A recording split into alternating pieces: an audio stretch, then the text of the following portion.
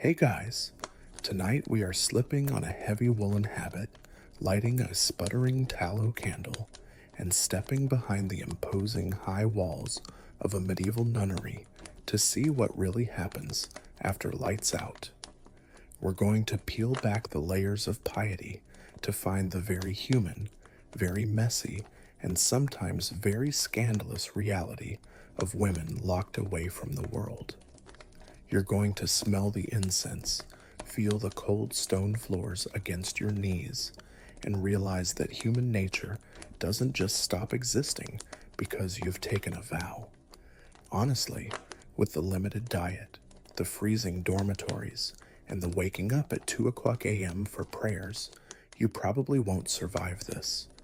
Or at least, your modern attention span for silence might not. So before you get comfortable, take a moment to like the video and subscribe, but only if you genuinely enjoy what I do here. Also, let me know down in the comments where you're watching from and what time it is in your corner of the world. I love imagining these stories drifting across different time zones. Now, dim the lights, maybe turn on a fan for that soft background hum, and let's ease into tonight's journey together. You are sitting in the back of a creaking wooden cart, bouncing uncomfortably over rutted dirt roads that haven't seen maintenance since the Romans left. The sky above is a bruised purple, threatening rain, which matches your mood perfectly. You are about 16 years old, perhaps 17. In the modern world, you'd be worrying about prom dates or college applications. But here, in the hazy landscape of 13th century Europe, you are worrying about the fact that your life, for all intents and purposes, is about to end. You aren't dying, of course. In fact, you're about to be safer than you've ever been.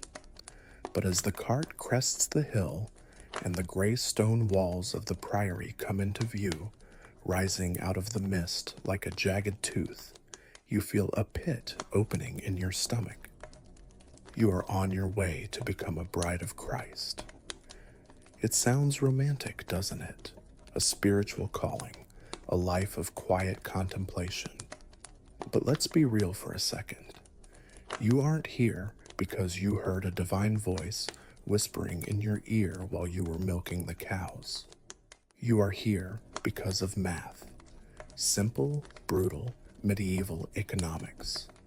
You see, your father, a minor baron with more land than cash, has been blessed, or cursed, with 4 daughters. The first 2 were married off to neighboring lords, cementing alliances and costing your father a fortune in dowries. Linen, silver, livestock, land. He practically had to empty the castle treasury to get them out of the house. By the time he got to you, the coffers were looking a little dusty.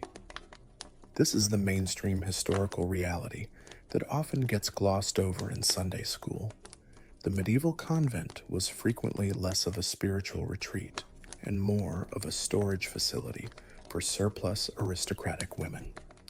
A dowry for a convent, essentially a donation to the church to cover your room and board, is significantly cheaper than a dowry for a husband. It's the medieval equivalent of buying the generic brand cereal. It serves the same function, keeps the family fed, but costs half as much. So, here you are, the generic brand daughter, being shipped off to God because he charges lower premiums than the Duke next door. The cart rumbles to a halt before the great oak gates. They are studded with iron nails, designed to keep the world out, but right now, they feel designed to keep you in. You climb down, your boots sinking into the mud. The air here smells different, sharper, cleaner, tinged with wood smoke and damp stone. You clutch your small bundle of possessions. You weren't allowed to bring much. No hawks, no hunting dogs, no silk dresses. Just the basics. A small wicket gate opens within the larger door, and a face peers out. This is the porteress, an older nun whose job is to guard the threshold. She looks you up and down, her expression unreadable, framed by a stark white wimple that hides every inch of her hair and neck. You step through, and the world changes. The noise of the wind and the birds seems to drop away, replaced by a heavy, blanketed silence. The architecture is designed to enforce this. The cloister, that square garden surrounded by covered walkways, is the heart of your new world. It is beautiful, yes, with medicinal herbs growing in neat rows and a fountain trickling in the center, but the symmetry feels oppressive. Everything is ordered, everything is controlled. You are led to the chapter house, where the Mother Superior is waiting. She sits in a high-backed chair, looking for all the world like a queen without a crown. In many ways, she is. Historians still argue whether the medieval convent was a prison for women or the only place where they could exercise real political power. Outside these walls, you are your father's property, then your husband's. Inside, a woman runs the show.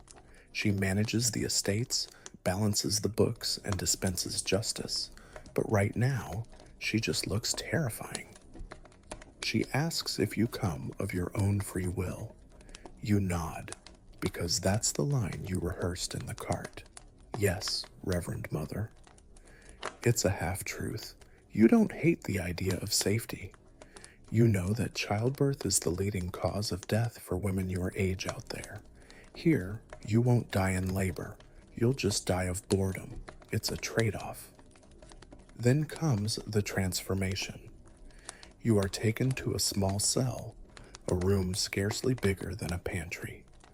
The walls are bare stone, sweating with moisture. There is a straw mattress, a crucifix, and a pitcher of water. You are told to strip. The velvet gown you wore for the journey, the last vestige of your noble life, falls to the floor in a puddle of deep blue fabric. It is whisked away, likely to be cut up and used for altar cloths or sold to buy wax for the candles. In its place, you are given a chemise of rough linen that scratches your skin, followed by a tunic of heavy wool. It's shapeless, heavy, and smells faintly of sheep. Then, the shears. This is the part that makes you flinch. A sister with a pair of iron scissors steps behind you. You feel the cold metal against your neck. Your hair, your vanity, your signal of health and beauty is shorn off close to the scalp. It falls in soft clumps to the floor. It feels phantom light, your head suddenly exposed to the chill air. They cover your jagged crop with a white linen coif, tying it tight under your chin, then the veil. When you touch your head, you don't feel like yourself. You feel like a piece of furniture that has been covered in a dust sheet for the winter. You are now a novice. You haven't taken the final, irrevocable vows yet. That comes in a year, but for all intents and purposes, you are part of the machinery. There is a quirky little detail about this intake process that often goes unmentioned. In some wealthier convents, families would try to negotiate perks for their daughters, almost like a prenup. They might demand that you be allowed to keep a small pet, or have a private room instead of sleeping in the dormitory, or even, and this really happened, have a servant bring you warm water in the mornings. The church hierarchy hated this, railing against simony and special treatment, but money talks, even in Latin. Your father, however, was cheap, so no warm water for you, just the cold splash of reality. The sun begins to set, casting long, distorted shadows across the cloister grass. A bell begins to toll. It's a deep, rhythmic sound that vibrates in your chest. This is the bell that will rule your life from now on. It rings for matins, for lauds, for vespers. It tells you when to eat, when to sleep, when to pray, and when to work. You realize, with a sudden, suffocating clarity, that you will never make a decision for yourself again. You are part of a hive. You follow the line of black-clad women into the chapel for evening prayers. The stained glass is dark now, the space lit only by flickering candles that make the shadows dance in the corners. The chanting begins, a high, unified drone of Latin that rises into the vaulted ceiling. It is hypnotic. It is meant to induce a trance-like state, to lift the soul to God. But as you kneel there on the hard stone, your knees aching, your stomach rumbling because it's a fast day, it's almost always a fast day, your mind doesn't go to heaven. It goes to the heavy wooden door you walked through. You heard the sound of the great iron key turning in the lock. Clunk, click. That sound echoes in your memory. You are locked in. But, as you will soon discover, locks are mechanical devices. And mechanical devices can be picked, broken, or simply ignored if you know which grease to apply. You look around at the other sisters. Their heads are bowed, their faces masks of piety. But under those veils, eyes are darting sideways. A glance here, a shifted foot there. You are here for storage, yes, but human beings are volatile cargo. And as the chanting swells, you wonder, if the door is locked to keep the world out, why does it feel so much like it's trying to keep something dangerous from getting out? The silence here isn't empty, it's pressurized, and you are just beginning to see where the cracks in the masonry are. Now that the initial shock of the haircut has worn off, and you've spent a few nights shivering under a blanket that is essentially a burlap sack filled with prickly straw, you decide to take a good hard look at your perimeter. You are walking the boundaries of the cloister, tracing the line where your world ends and the rest of the universe begins. It's a gray Tuesday morning, the kind of weather that makes stone walls look even more impenetrable, like they've grown out of the earth specifically to annoy you. You reach out and run your hand along the rough, cold limestone. It's damp. Everything in the Middle Ages is permanently about 15% damp. Get used to it. These walls are the defining feature of your existence. In the eyes of the church, they are the hortus conclusus, the enclosed garden. It's a nice poetic metaphor drawn from the Song of Solomon, meant to symbolize virginity and spiritual purity. To you, however, they look suspiciously like the walls of the county jail, just with better landscaping. This obsession with walling you in isn't just a local rule, it's a papal mandate. In 1298, Pope Boniface VIII issued a bull called Periculoso. It sounds like a spell from Harry Potter, but it was actually a strict decree ordering active enclosure for all nuns. Before this, things were a bit looser. Nuns could sometimes travel to visit family or manage estates. Boniface put his foot down and said essentially, unless you have a contagious plague or the building is literally on fire, you stay inside. The idea was that if women could wander around, they might encounter temptations. And by temptations, he meant men. But as you continue your patrol, looking for loose mortar or a vine trellis that might hold your weight, strictly for theoretical engineering purposes, of course, you start to notice something. The architecture of seclusion is designed to be intimidating, but it is surprisingly porous. It's less of a hermetically sealed Tupperware container and more of a colander. Take the fenestra or the parlor window. You wander into the locutorium. the designated speaking room. This is the only place where you are allowed to communicate with outsiders, relatives, estate managers, or delivery guys dropping off barrels of salted herring. The room is divided by a heavy iron grille. It's a lattice of black metal, often backed by a thick black curtain, so you can't even be seen, only heard. It's designed to strip the humanity out of the interaction, to turn you into a disembodied voice of holiness. But here is the quirky reality of the grill. It accidentally created a hyper-focus on the very things it was trying to suppress. When you can't see someone, every other sense goes into overdrive. You listen to the breath of the person on the other side. You smell the rain on their cloak, the leather of their saddlebags, maybe a faint whiff of ale if they stopped at the tavern on the way. The grill doesn't block intimacy, it distills it. It turns a casual conversation into a confession. You find yourself leaning in, pressing your cheek against the cold iron, whispering just to be heard over the noise of the convent kitchen behind you. It's the medieval equivalent of a late-night phone call where you're both whispering under the covers. And then there is the rota, or the turnstile. You'll find this near the kitchen or the main gate. It's a rotating wooden drum built into the wall, like those revolving doors at a bank, but smaller. The idea is simple. The baker from the village puts a loaf of bread in his side and spins it around. You take the bread out on your side. You never see each other, no eye contact, no flirting, just seamless carbohydrate transfer.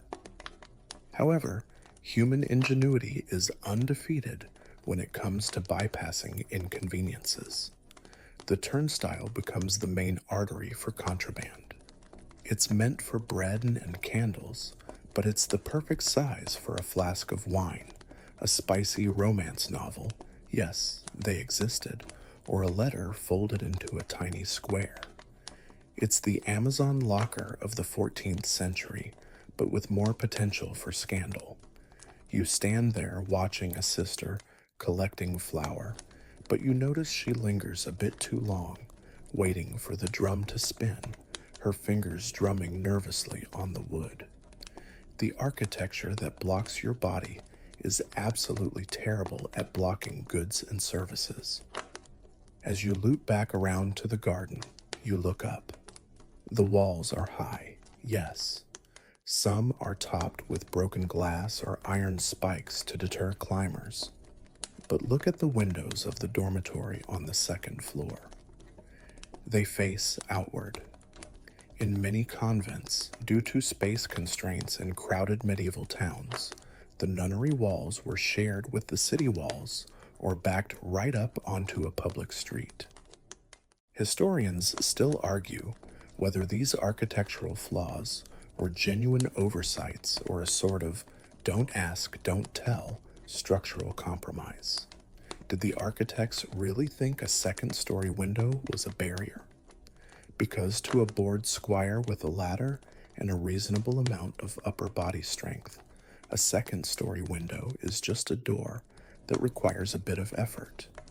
There are court records of nuns sitting in these high windows, dangling threads down to people in the street to pull up notes or small gifts.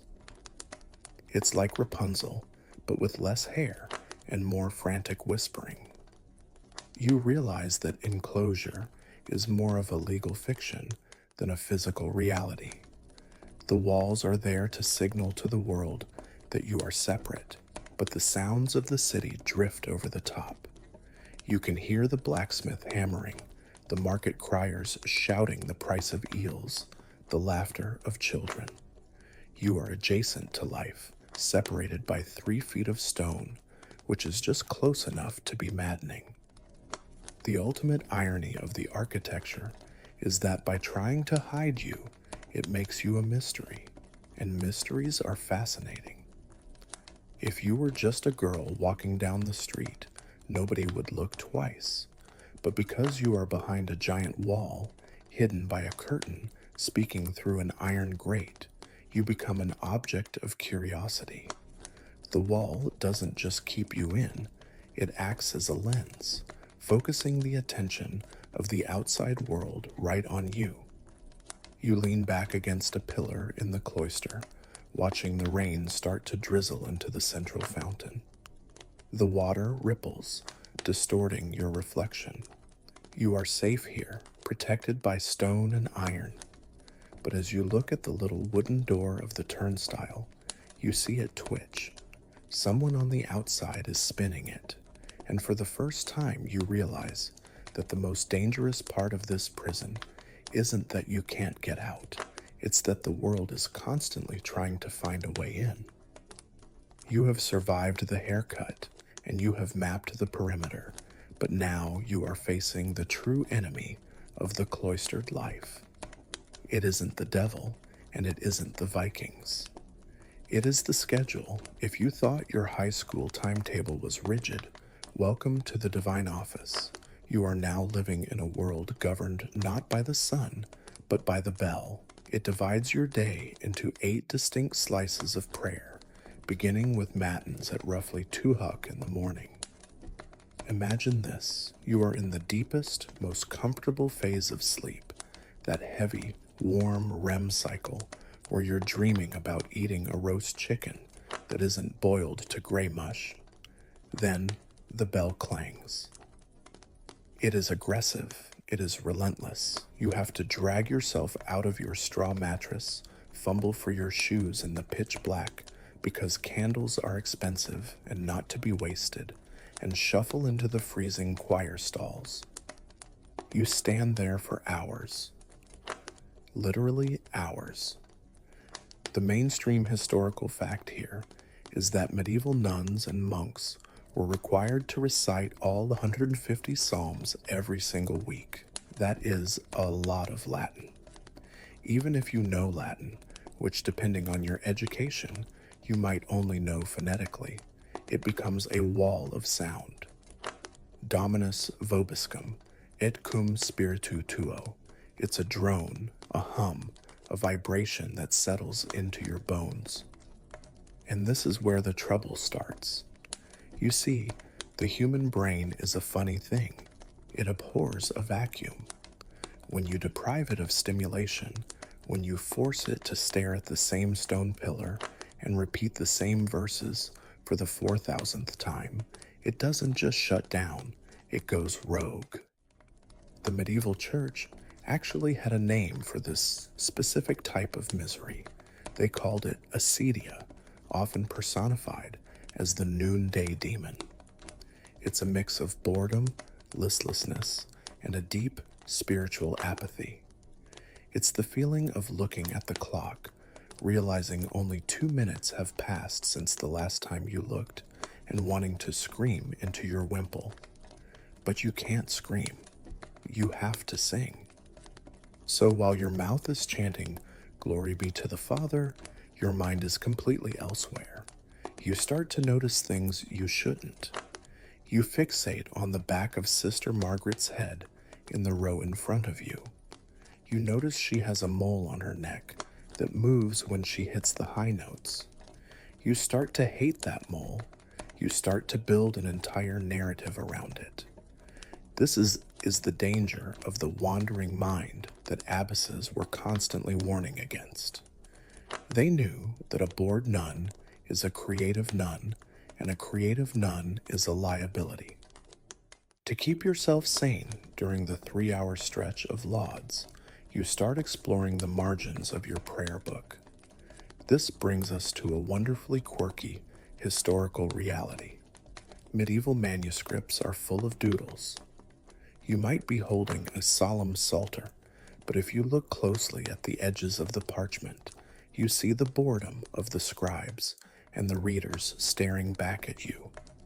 There are sketches of rabbits hunting knights, monkeys dressed as bishops, or just weird hybrid monsters that look like a snail had a baby with a cat. You trace these ink lines with your thumb, hiding a smile. These marginalia are the medieval equivalent of scrolling through memes on your phone during a boring meeting. They are little rebellions against the seriousness of the text. But then, the mind drifts further. The chanting creates a trance state, a sort of hypnotic rhythm that lowers your mental defenses. In this twilight state, the boundaries between religious ecstasy and romantic fantasy get very, very blurry. Historians still argue, and have argued for centuries, about the nature of the mystical visions reported by many nuns. Were they genuine divine encounters? Or were they the product of sleep deprivation, fasting, and a brain desperate for emotional connection, projecting intense feelings onto the only male figure available, Christ? You don't know about the theology. You just know that as the candlelight flickers against the gold leaf of the altar, you aren't thinking about salvation. You are thinking about that squire you saw through the gate last week, the one with the red cloak and the very unmonastic beard. You replay that 3-second interaction over and over again in your head. He looked at you. Well, he looked at the gate, but you were behind the gate, so it counts. You start to construct an elaborate alternate life. In this mental movie, you aren't wearing a scratchy wool tunic. You are wearing silk. You are riding a white palfrey horse through a forest that smells of pine, not incense. The squire is there. He recites poetry to you, poetry that doesn't rhyme with amen. You drift deeper into this daydream, your lips still moving in perfect sync with the choir, your body being on autopilot. You are physically present in the chapel of the Sisters of Perpetual Sorrow, but mentally, you are on a honeymoon in Provence. This dissociation is your survival mechanism. It's how you cope with the silence. But it's also dangerous because it makes the reality of the convent feel even sharper when you snap back. The bell rings for the end of the office. The fantasy pops like a soap bubble. You are cold again. Your knees hurt. The squire is gone. You are left with 30 other women who all smell like damp wool and cabbage soup. You shuffle out of the choir, heading towards the refectory for breakfast, which will likely be a piece of hard bread and watered-down ale. You keep your eyes on the ground, as the rule demands. Custodia oculorum, custody of the eyes. You aren't supposed to look around, but your mind is still racing, fueled by the adrenaline of your imaginary escapades. As you walk through the cloisters, you realize that the walls can stop your body, but they can't stop your thoughts. If anything, the boredom acts as a fertilizer. It makes your imagination grow wild and tangled, like ivy choking a tree. You are becoming a master of living two lives, the visible life of the obedient sister and the secret, vibrant, scandalous life inside your own skull. And as we're about to see, sometimes that internal pressure builds up too high to be contained by just daydreaming. Sometimes it spills out into the one thing that thrives in a closed community even better than prayer: gossip. The monotony of the bells and the daydreaming is eventually shattered, not by a Viking raid, but by something far more terrifying: paperwork. The rumor starts in the kitchen, whispered over a vat of boiling lentils, and spreads through the cloister like wildfire. The bishop is coming. In the mainstream historical timeline, this event is known as a visitation. It is the medieval equivalent of a surprise corporate audit, combined with a health inspection, combined with a parent-teacher conference where you are the student, the teacher, and the disappointment all at once. Bishops were canon lawfully required to visit the religious houses in their diocese every few years to ensure that the souls were pure, the accounts were balanced, and that nobody was burning down the kitchen. For the last 3 days, the convent has been in a state of controlled panic. You have been scrubbing floors until your knuckles are raw. The best altar cloths, the ones not eaten by moths, have been brought out. The Mother Superior has been walking around with a face like thunder, checking for dust on the crucifixes. You are told to look pious.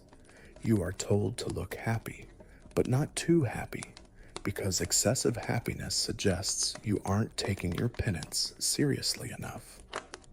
When the bishop finally arrives, it is a spectacle. He rides in on a well-fed horse, surrounded by a retinue of clerks, scribes, and legal advisors. He wears fine wool and fur, a stark contrast to your scratchy habit.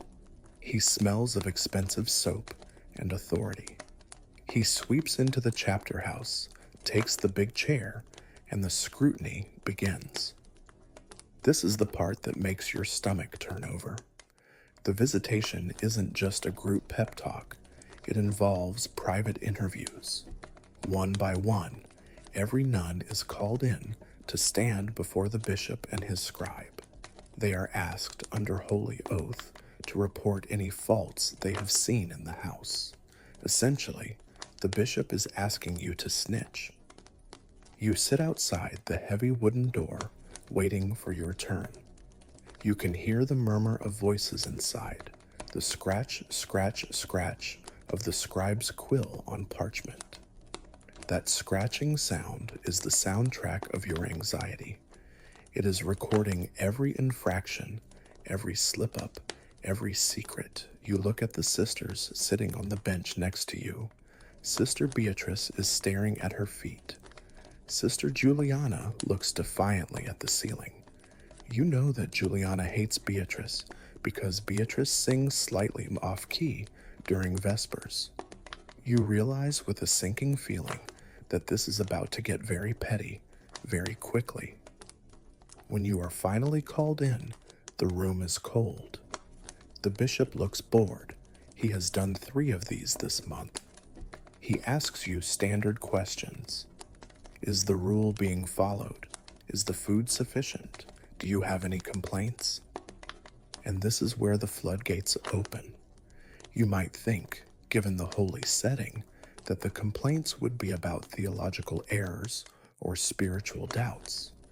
But human nature is consistent.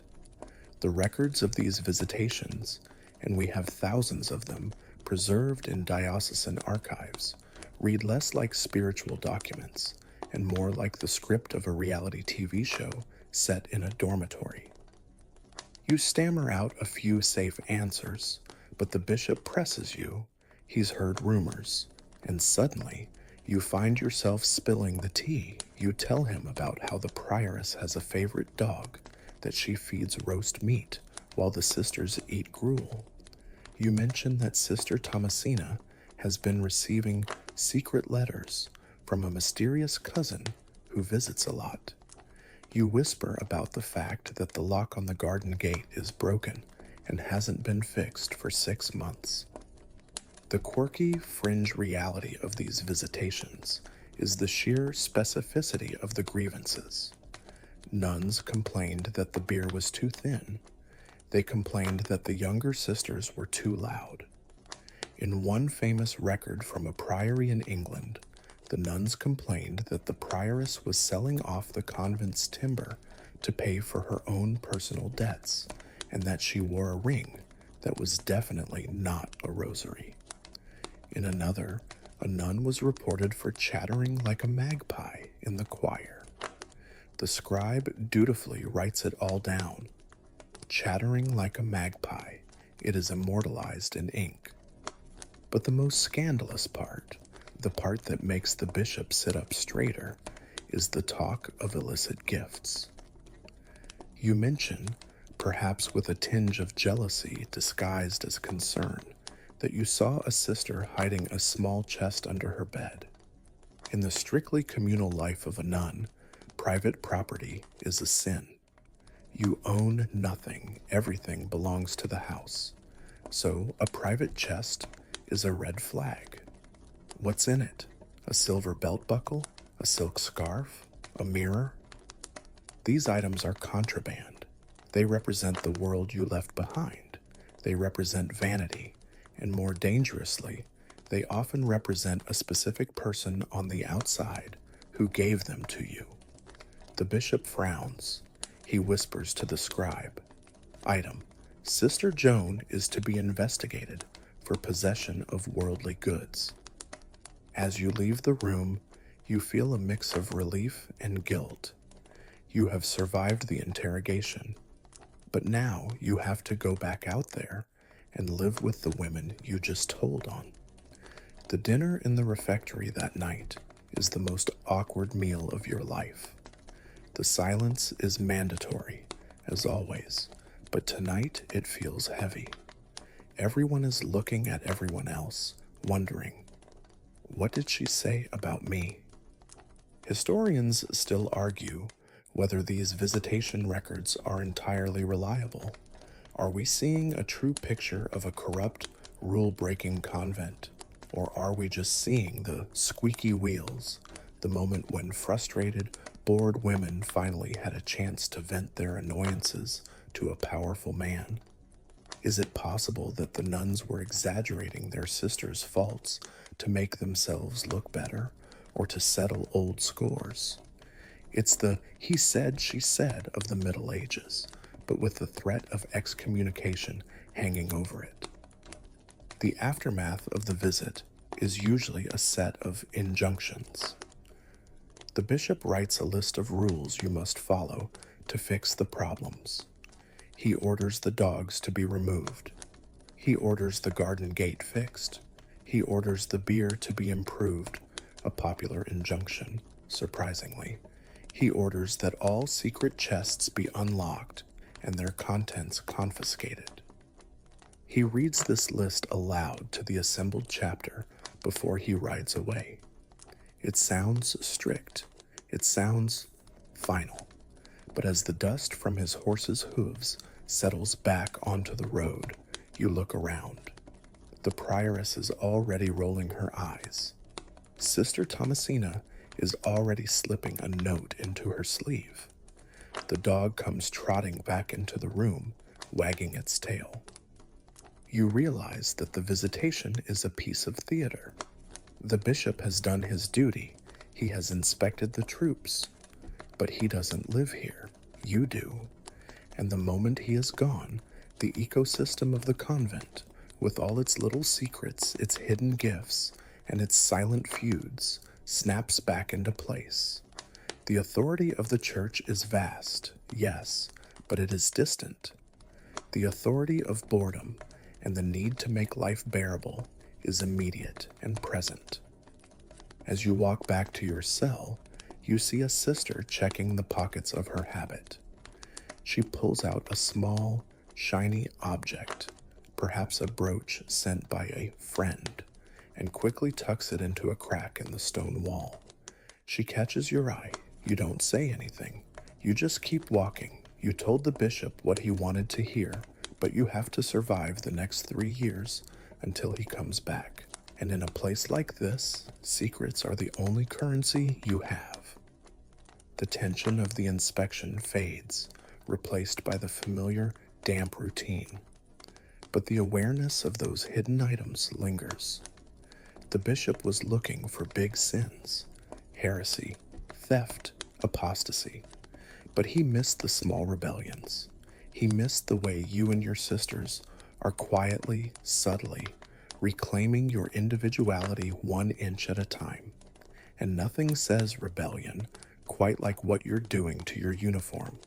Because, let's be honest, that veil is not doing you any favors, and you have some ideas on how to fix it.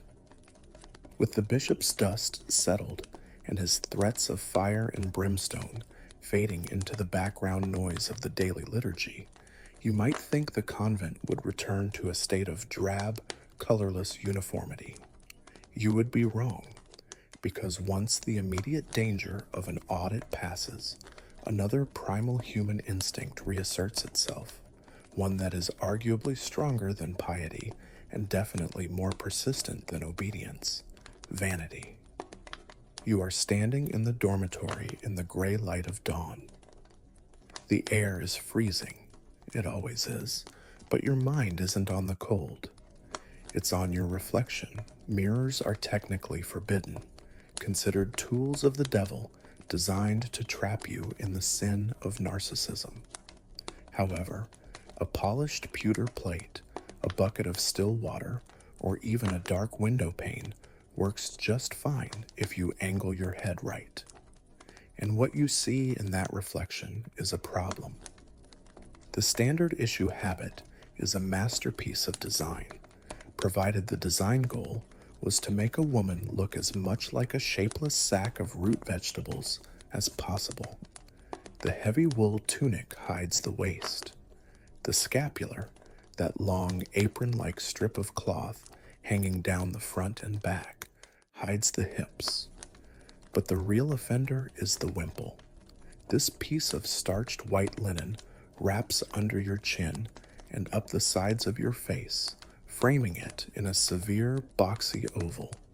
It is meant to enforce modesty, to hide the neck and hair, and to strip away any trace of individual beauty. But you are a woman of the 13th century, likely from a noble family. You grew up knowing that appearance is currency.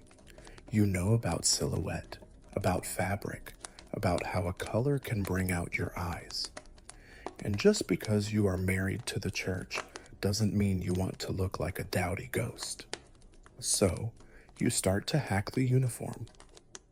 This is the great, open secret of medieval monastic life: the fashion nun. It sounds like an oxymoron, but it was a rampant reality that drove church authorities absolutely crazy for hundreds of years. You pick up your veil. By the strict rule of the order, it should be made of simple black wool or coarse linen, pinned flat to the head. But yours isn't. Yours is silk.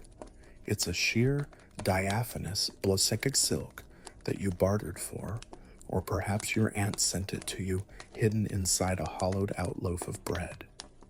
When you turn your head, it flows. It catches the light. It whispers wealth. You pin it carefully.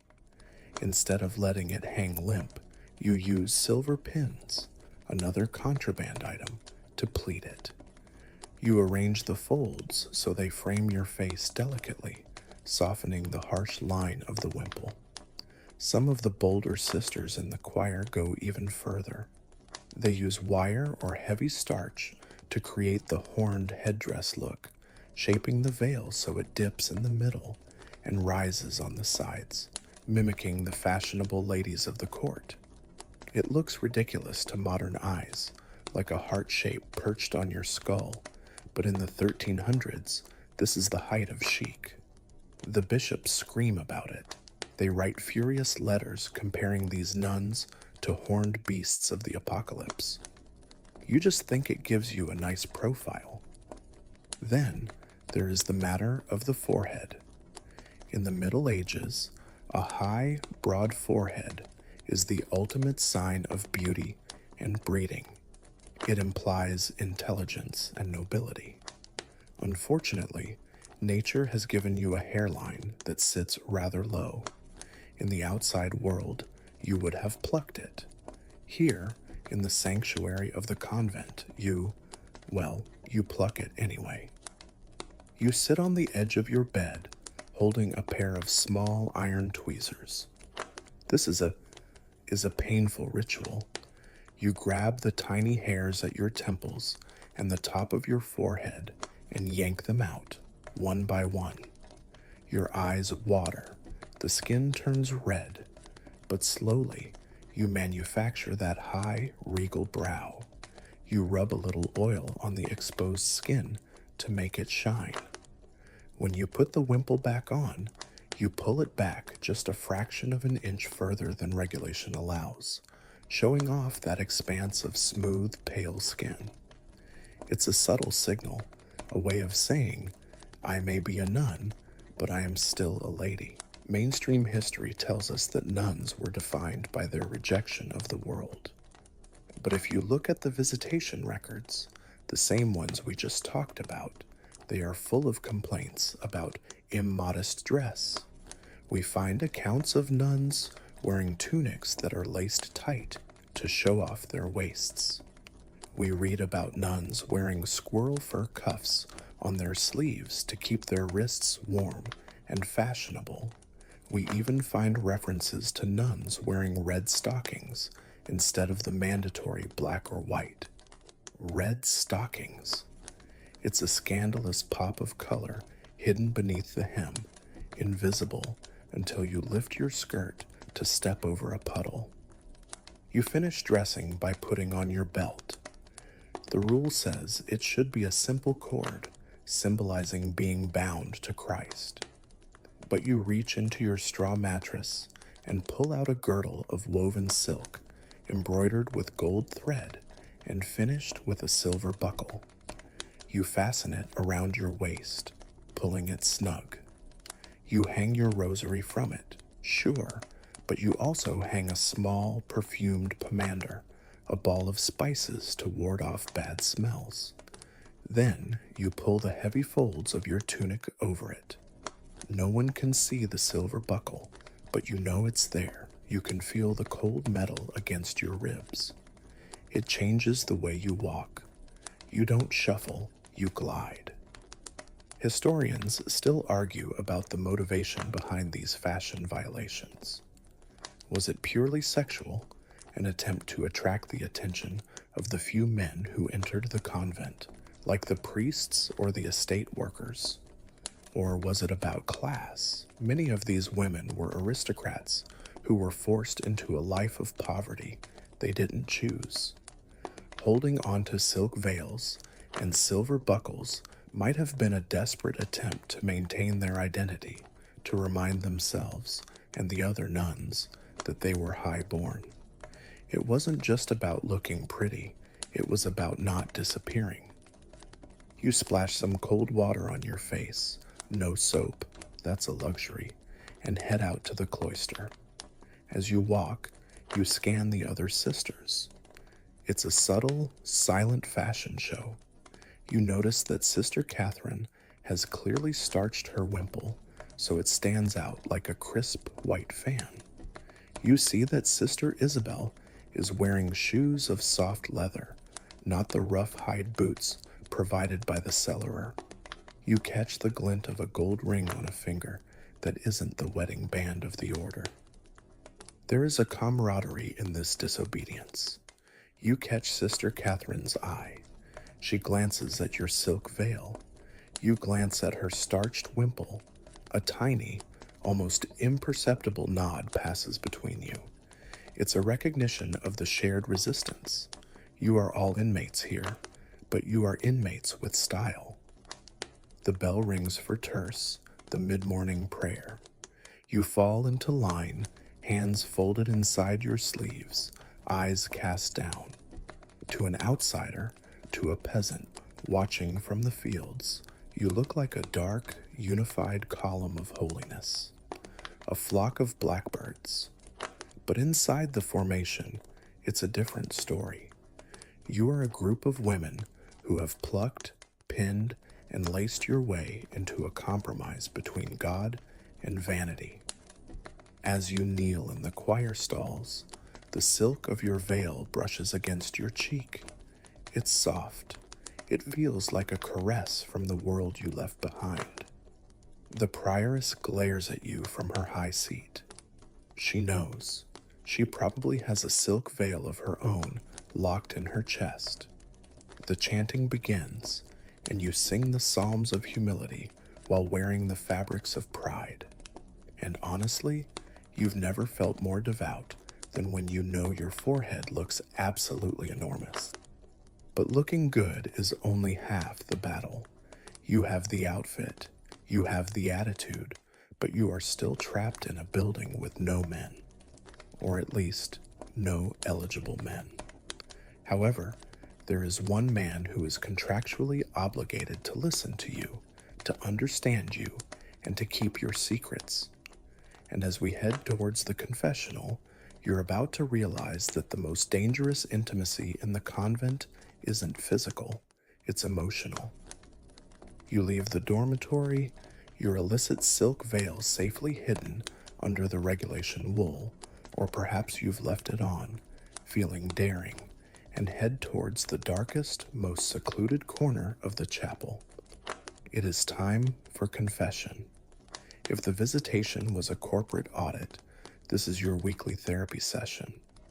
But unlike therapy, where you sit on a comfortable couch and talk about your childhood, here you kneel on hard stone and whisper your darkest secrets through a metal grate to a man you might never have clearly seen. The atmosphere here is thick, the air is stale, trapped in the narrow stone passage behind the choir screen. There is the smell of old wax, damp limestone, and something else, the faint, human scent of the man sitting on the other side of the partition. This is the confessor. In the mainstream historical structure of the church, this relationship is non-negotiable. Nuns, for all their autonomy in running the convent, cannot perform the sacraments. They cannot say Mass, and they cannot absolve sin. For that, you need a man, specifically an ordained priest. So every convent had a designated confessor or chaplain assigned to them. He was the bridge between you and God. But practically speaking, he is also the only male figure in your life who is required to listen to you, affirm your feelings, and offer guidance. You approach the fenestra, that small window cut into the wall, covered by a heavy iron grill and a black curtain. You kneel. The stone breathes into your knees. You hear the rustle of his vestments on the other side. You hear him clear his throat. It is an incredibly intimate sound in the silence of the priory. Bless me, Father, for I have sinned. You start with the standard list. You were late for matins, sleepy. You felt anger towards Sister Beatrice. She's annoying. You were distracted during prayer, daydreaming about the squire. But then the conversation shifts. You aren't just reciting sins anymore. You are unburdening yourself. You tell him about the loneliness. You tell him about the crushing weight of the boredom. You tell him how the gray sky makes you feel like you're drowning. And he listens. His voice comes back through the grill, low and murmuring. It is a baritone rumble that vibrates in your chest. In a world of high-pitched female chanting and sharp commands from the Mother Superior, this male voice is like a different frequency of existence. It is grounding. It is fascinating. This brings us to a fascinating and slightly tragic psychological reality of the convent. The confessor was often the object of intense, displaced affection. It makes perfect sense. He is the only man who knows the real you. He knows your secrets, your fears, your inner life. You don't have to hide your vanity or your petty thoughts from him. In fact, you are commanded to share them. This creates a bond that feels dangerously like intimacy. There is a quirky, documented phenomenon in medieval church records regarding this dynamic. The church hierarchy was terrified of chatty nuns. They issued manuals for confessors, instruction booklets for priests that explicitly warned them about the dangers of listening too long. These manuals advised priests to be brief, rigid, and somewhat harsh with religious women. Why? Because, as the manuals warned, if you were too nice, the nuns would start confessing trifles. Basically, the bishops knew that you and your sisters were using the confessional as a social outlet. You would save up tiny, insignificant sins, like dropping a spoon or thinking about a piece of cheese, just to have an excuse to stay at the window longer. Father, I looked at a bird for too long yesterday. You pause, waiting for him to ask why. You want him to ask. You want the conversation to drag out. You want to prolong this connection with the masculine world. You find yourself shopping for sins, curating a list that is interesting enough to keep his attention, but not so bad that he gives you a heavy penance. It's a delicate dance. You lean closer to the grill. You can feel the warmth of his breath when he speaks. The curtain flutters slightly. You wonder what he looks like. Is he young? Is he old? Does he have kind eyes? You construct a face to match the voice, usually a face that looks suspiciously like that squire from your daydreams, but with a holier expression. Historians still argue whether these relationships were predominantly examples of spiritual friendship, a platonic intellectual bond celebrated by theologians like Aelred of Rievaulx, or if they were frequently the gateway to actual physical affairs. The line between agape, divine love, and eros, romantic love, is notoriously thin, especially when you are starving for connection. We have letters between nuns and their spiritual directors that use language so passionate and flowery. My heart burns for you in Christ. I long to be united with your spirit, that it would make a romance novelist blush. Were they talking about Jesus? Probably. Mostly. But the human heart is a messy thing, and it often confuses the messenger with the message. As you kneel there, the confessor gives you your penance. Say 3 paternosters and reflect on the virtue of silence. His voice is gentle. He doesn't sound like the harsh judge the manuals recommend. Maybe he is lonely too. He is likely a celibate priest living in a small house near the convent walls, isolated from his own family. You are 2 people trapped in systems of solitude, reaching out through a hole in the wall. Then comes the absolution. He speaks the Latin words that scrub your soul clean. Ego te absolvo. But as he speaks, you aren't feeling just spiritual relief. You are feeling a rush of dopamine. You have been heard. You have been seen, metaphorically. You feel lighter. You stand up, your knees cracking.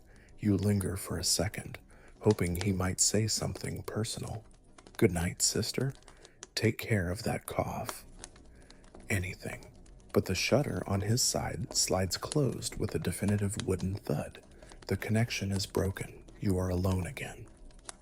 You walk back to the choir, feeling a strange mix of elation and hollowness. You are clean of sin, but you are now doubly aware of the silence. You look at the other sisters. Sister Juliana is heading towards the confessional now. You feel a spike of jealousy. What is she going to tell him? Will she make him laugh? Does he like her sins better than yours? It is absurd. You know it is. But in this closed ecosystem, the confessor is a scarce resource. He is the sun, and you are all planets orbiting him, fighting for a few minutes of warmth. The grill, the curtain, the shadows, they are meant to ensure anonymity and propriety. But in reality, they act as a crucible. They heat up the emotions until they boil over. You catch yourself thinking about next week's confession already. You wonder what you can do, what small, manageable trouble you can get into that will make for a good story. Because if you have to be a sinner to get a man's attention, well, maybe a little sin isn't so bad. But while the confessor is the sanctioned man in your life, he isn't the only one. The convent is a fortress, yes, but it is a fortress that requires maintenance. Pipes burst, roofs leak, gardens need digging, and the people who do those jobs are not nuns. They are men, workmen, and they don't stay behind a grill. They walk right into the garden, carrying ladders, tools, and a whole lot of potential for trouble. This is the gardener loophole, and you are about to see just how wide it is.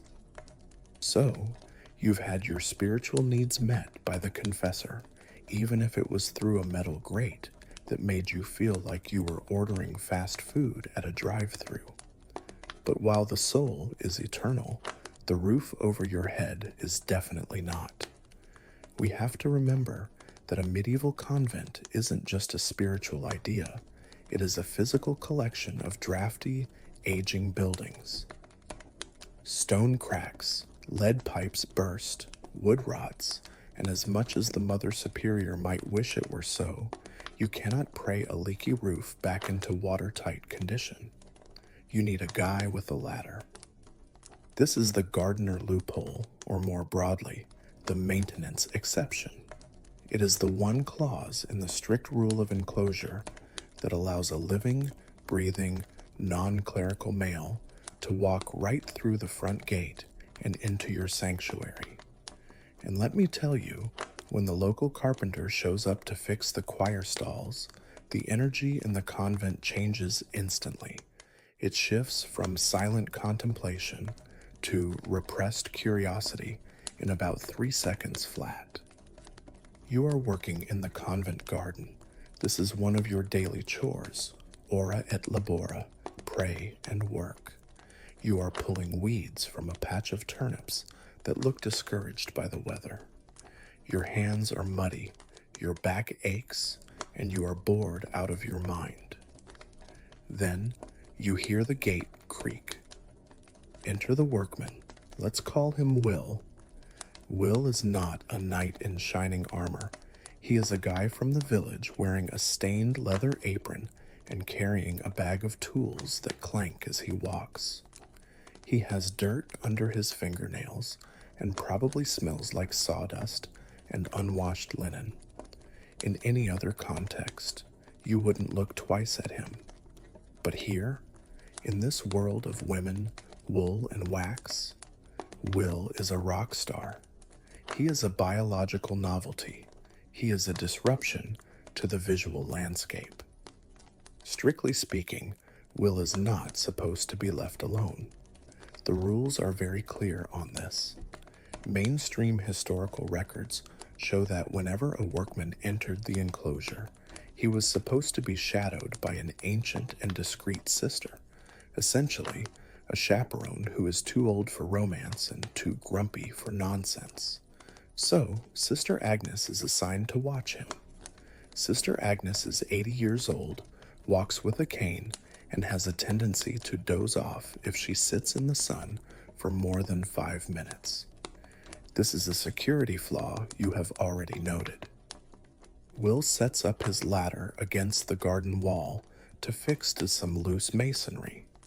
You keep pulling turnips, but your angle of vision has shifted.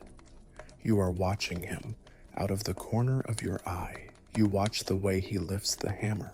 You watch the way he wipes sweat from his forehead with the back of his hand. It's the most mundane action imaginable, but you are fascinated by the sheer maleness of it. He moves differently than the sisters. He takes up more space. He makes noise, grunting with effort, whistling a tune that is definitely not a hymn. This brings us to a delightfully quirky slice of medieval literature that reflects this reality. You might have heard of the Decameron by Boccaccio. It's a collection of stories from the 14th century, and one of the most famous and bawdiest tales involves a convent and a gardener. In the story, a young man pretends to be deaf and dumb to get a job as the convent gardener, thinking the nuns will feel safe around a man who can't speak or tell secrets. Long story short, the plan works a little too well, and the nuns decide that since he can't tell anyone, he's the perfect candidate for some extracurricular experimentation. Now, historians still argue whether these literary satires were exaggerated caricatures or if they were an open secret commentary on what everyone knew was happening. Obviously, Boccaccio was writing fiction, but satire only works if it touches a nerve of truth. The gardener wasn't just a job title. In the cultural imagination of the Middle Ages, he represented the wild, fertile, uncontrolled nature entering the sterile space of the cloister. Back in your reality, Will drops a chisel. It lands in the dirt near your turnip patch. Sister Agnes is currently snoring softly on a stone bench, dreaming of the second coming. This is your moment. You stand up, you pick up the chisel. The metal is cold and heavy. You walk over to the ladder. "You dropped this," you say. Your voice sounds strange to your own ears. You've been silent since breakfast. Will looks down. He climbs down a few rungs. He reaches out a hand. "Thank you, sister." His hand brushes yours as he takes the tool. It's a micro interaction. It lasts less than a second, but the contact is electric. His hand is rough, calloused, warm. Your hand is pale and cold. For a moment, the gap between the sacred and the profane closes. He smiles at you. It's a normal, human smile. He doesn't look at you like a holy object. He looks at you like a girl who just handed him a chisel. You retreat to your turnips, your heart hammering against your ribs. You glance at Sister Agnes. She hasn't moved. You and Will share a look, a conspiracy of silence. You have just broken the rules, and nothing bad happened. The sky didn't fall. The earth didn't open up. You just feel alive. But it's not just the repairman. It's the delivery infrastructure. A convent is a business. You produce things: wool, honey, medicinal balms, embroidery, and you consume things: wine, flour, salt. This requires a constant stream of commercial traffic, and while the turnstile works for small items, you can't fit a hogshead of wine through a rotating drum. The gates have to open. This creates the tally stick dynamic. In the Middle Ages, receipts were often kept on split wooden sticks called tallies. You marked the debt by cutting notches into a stick, then split it down the middle so both parties had a matching record. To match them up, you have to touch hands. You have to lean in close. You have to compare the wood. There are records of nuns who were specifically assigned the role of cellarer or kitchener, the ones in charge of supplies, because they were sensible and past the age of temptation. But even sensible women have eyes. You watch the cellarer arguing with a merchant about the price of salted cod. They are shouting, gesturing, standing toe to toe. It looks like an argument, but it's also a passionate interaction. It's full of life and vigor. You envy her. You envy the conflict. You envy the noise. Sometimes, the workmen were barely men at all. Convents often employed young boys from the village as general laborers or errand runners. They were considered safe because of their youth. But teenage boys grow up, and teenage nuns aren't that much older. There are visitation records where bishops complain about young men of the laity loitering in the kitchens, ostensibly helping to chop wood, but actually eating the nuns' pastries and cracking jokes. It's the medieval equivalent of the cool kids hanging out behind the bleachers. The danger of the maintenance exception isn't really about sex, though the bishops worried about that constantly. The real danger is that it breaks the illusion. The convent is designed to be a total institution, a place where the outside world ceases to exist. But every time Will the carpenter whistles a tune from the local tavern, he brings the world in with him. He reminds you that there are people out there who can wake up when they want, eat what they want, and love who they want. Sister Agnes snorts, waking herself up. She looks around suspiciously. "Is the work done?" she croaks. "Almost, sister," Will calls down from the ladder. He winks at you. You look down at your turnips. You are smiling. You know that tomorrow the masonry will be fixed and Will be gone. The silence will rush back in like water filling of a hole. But for today, the wall is breached, and you have a new memory to file away for the long, dark hours of the night office. You have the memory of a rough hand, a dropped chisel, and the realization that the walls are only as strong as the mortar that holds them together, and the mortar is crumbling.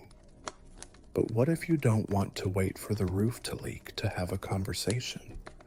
What if you want to reach out to someone specific, someone forbidden? You can't use a ladder, and you can't use the confessional. You need a communication network. You need encryption. You need a smuggling route. And as we're about to see, medieval nuns were better at covert ops than most modern spies. So, you've had a brief, electric encounter with Will the carpenter, and you've poured your heart out to the disembodied voice in the confessional.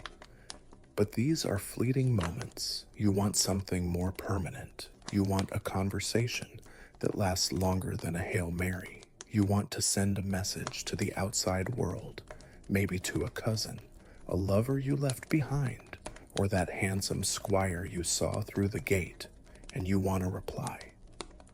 The problem is, the prioress reads the mail. It's standard procedure. Any letter coming in or going out is subject to censorship. If you write, "I am lonely and I hate the turnips," the prioress reads it, burns it, and assigns you 3 days of fasting on bread and water for the sin of ingratitude. So, you have to get creative. You have to enter the world of medieval subterfuge. Welcome to the era of the laundry chute loophole. Every convent has dirty laundry, tons of it. Sheets, altar cloths, habits, veils. And in many cases, the convent didn't have the facilities to wash all of it on site, especially the heavy items. So, the laundry was sent out to washerwomen in the village or fetched by servants. This bundle of dirty linen is your Trojan horse. You write your note. Parchment is expensive and hard to hide, so you might use a scrap of linen, writing on it with ink made from soot and gall nuts. Or, if you're really desperate, you prick the letters into a leaf with a needle. You fold this tiny missive until it's the size of a bean. Then, you tuck it inside the hem of a dirty chemise or stuff it under the toe of a stocking that's buried deep in the laundry basket. You have a deal with the washerwoman. Maybe you bribed her with a small silver coin you kept from your dowry, or maybe you give her extra food from the kitchen. She finds the note, passes it to the intended recipient, waits for the reply, and smuggles the answer back in the clean laundry the next week. You pick up your fresh sheets, feeling the crisp fold, and there it is, a lump, a message. It's slow, the latency is terrible, about 1 packet per week, but it is secure. But laundry isn't the only vector. Let's talk about food. We mentioned the turnstile earlier, but let's get specific about the sympathetic gift. You are allowed to receive gifts of food from relatives. A basket of apples arrives for you. The prioress checks it. It looks like apples. It smells like apples. She waves it through. You take the basket to your cell. You pick up the largest apple. You notice a tiny, almost invisible seam in the skin. Someone has carefully cut the apple in half, hollowed out the core, placed a rolled-up letter inside, and stuck it back together with a bit of wax or honey. It's the kind of spycraft that would make James Bond proud, but it was being done by bored teenagers in the 14th century. Historians still argue about the sheer volume of this illicit correspondence. We know it happened because we have the angry letters from bishops denouncing it. One bishop in York famously issued an injunction forbidding nuns from receiving folded missives without the seal being broken in front of the abbess. The fact that he had to specify folded missives suggests that the nuns were masters of origami, turning letters into tiny, easily concealed shapes that could be palmed during a handshake or slipped into a sleeve. Then there is the breviary network. You spend hours every day holding your prayer book. It is the one object no one will take away from you, so you use it as a drop box. You are in the choir, standing next to a sister who you know has a contact on the outside. Maybe her brother is a merchant.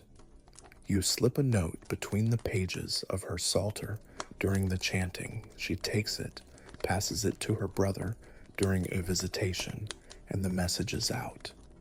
The holy book becomes a vector for unholy gossip. But the boldest method involves the grill breach. We talked about the iron grill in the parlor. It's meant to stop physical contact. But gaps are gaps. There are records of nuns using long reeds or straws to slide rolled up notes through the mesh to a waiting hand on the other side. It's risky. If the prioress walks in, you're caught, but the adrenaline makes it worth it. And what are these letters about? Sometimes they are romantic, desperate declarations of love to men who may or may not remember you, but often they are surprisingly mundane and transactional. Nuns wrote to family members asking for money, for warm socks, for spices to make the food bearable. They wrote to gossip about the internal politics of the convent. Sister Joan is making a play for the sacristan job. Please advise. They wrote to manage their own private business affairs, buying and selling land through proxies, effectively running a shadow portfolio from behind the veil. There is a quirky, humanizing detail found in some of these intercepted letters. They often contain codes. Nuns and their correspondents would invent simple ciphers, swapping letters, using nicknames for people. The Mother Superior might be the dragon or the owl. It shows a level of playfulness and intellectual engagement that the daily routine tried to crush. You weren't just a passive vessel for prayer. You were an active agent in a secret network. One particularly famous case, though perhaps apocryphal, involves a nun who trained a dog to carry messages in its collar. The convent had dogs, despite the rules against them, and dogs wander. A dog trotting out the gate is invisible. A dog trotting back in with a note tucked under its collar is a furry, four-legged mailman. The only flaw in this plan is that dogs are easily bribed with sausages, leading to a potential security leak if the wrong person has a snack handy. You are sitting in your cell, holding a scrap of parchment you just retrieved from a hollowed-out candle. The wax is still under your fingernails. You unfold it. The handwriting is cramped and hurried. It's from your sister, who is married to a merchant in town. She tells you the news: who died, who got married, the price of wool. She tells you that the squire you liked has gone to fight in France. You feel a pang of sadness, but also a thrill of connection. You know things. You are plugged in. The walls are thick, but they are not impermeable. You smooth the parchment out, read it one last time, and then hold it to the flame of your candle. You watch the words curl and blacken, turning into ash. You have to destroy the evidence. The ash falls onto the stone floor. You sweep it away with your foot. You are a spy in the house of God. You have your secrets, your codes, your hidden channels. And as you blow out the candle and lie down in the dark, you realize that this game of cat and mouse is the only thing keeping your mind sharp. You are not just surviving the convent, you are outsmarting it. But sometimes, smuggling notes isn't enough. Sometimes, the rules are so lax and the leadership so corrupt that you don't need to hide your rebellion at all. Sometimes, the entire convent goes rogue. And that brings us to the story of Littlemore Priory, a place that makes your current situation look like a maximum security prison. You might think your current situation, smuggling notes and apples and plucking your forehead in the dark, is the height of rebellion. You might feel like a master criminal because you managed to hide a silk ribbon under your mattress. But let's be honest, you are an amateur. If you want to see what professional grade convent mismanagement looks like, we have to travel forward a bit in time and across the channel to the sleepy English countryside of Oxfordshire to a place called Littlemore Priory. If your convent is a strict boarding school, Littlemore in the year 1445 was essentially a frat house managed by a woman who had absolutely zero interest in rules, religion, or solvency. This is the mainstream historical case study that makes every other medieval scandal look like a tea party. It is the gold standard of bad nunneries, recorded in excruciating, hilarious detail in the register of Bishop William Alnwick. Imagine being a nun at Littlemore. The first thing you notice is that the walls we talked about earlier, they are practically decorative here. The cloister door is unlocked. In fact, it might be hanging off its hinges. The fenestra grille? Gone. The separation between the sacred and the profane has been completely dissolved. The ringleader of this chaos is the Prioress, a woman named Catherine Wells. In the history of monastic leadership, Catherine is a legend, though not for the reasons the church intended. When Bishop Alnwick arrived for his visitation, dreading it, probably, because rumors had been flying, he didn't just find a few dusty altars or some chattering nuns. He found a disaster zone. Let's look at the quirky tidbits from the official accusation list, because you truly cannot make this stuff up. First off, the bishop discovered that Prioress Catherine had not one, but living proof of her vow breaking. She had a daughter, and not a secret daughter hidden away in a village with a wet nurse. No, the daughter was living in the convent, and she wasn't just living there. The accusation stated that she was being raised on the convent's dime, eating the nuns' food, and generally treating the priory like her personal playground. But it gets better. To pay for this daughter's eventual dowry, Catherine had allegedly looted the place. The bishop's scribes noted that the convent's jewels were missing. The silver chalices, pawned. Even the pots and pans from the kitchen had been sold off. Imagine showing up for dinner and realizing you can't have soup because the Mother Superior sold the cauldron to buy a nice dress for her kid. The economy of Littlemore had shifted from spiritual sustenance to asset liquidation very quickly. And the behavior of the other nuns? Well, leadership starts at the top.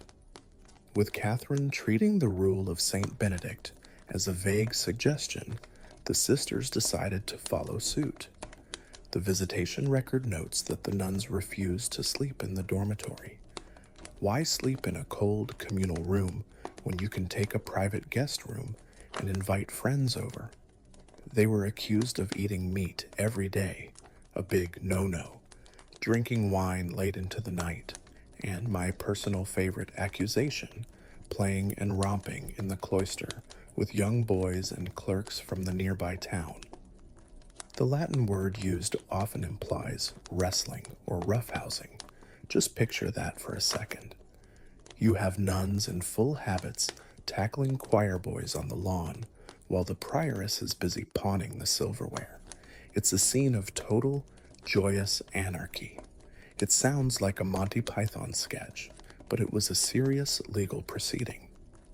One of the specific complaints was about a Cistercian monk from a neighboring abbey who was a frequent visitor.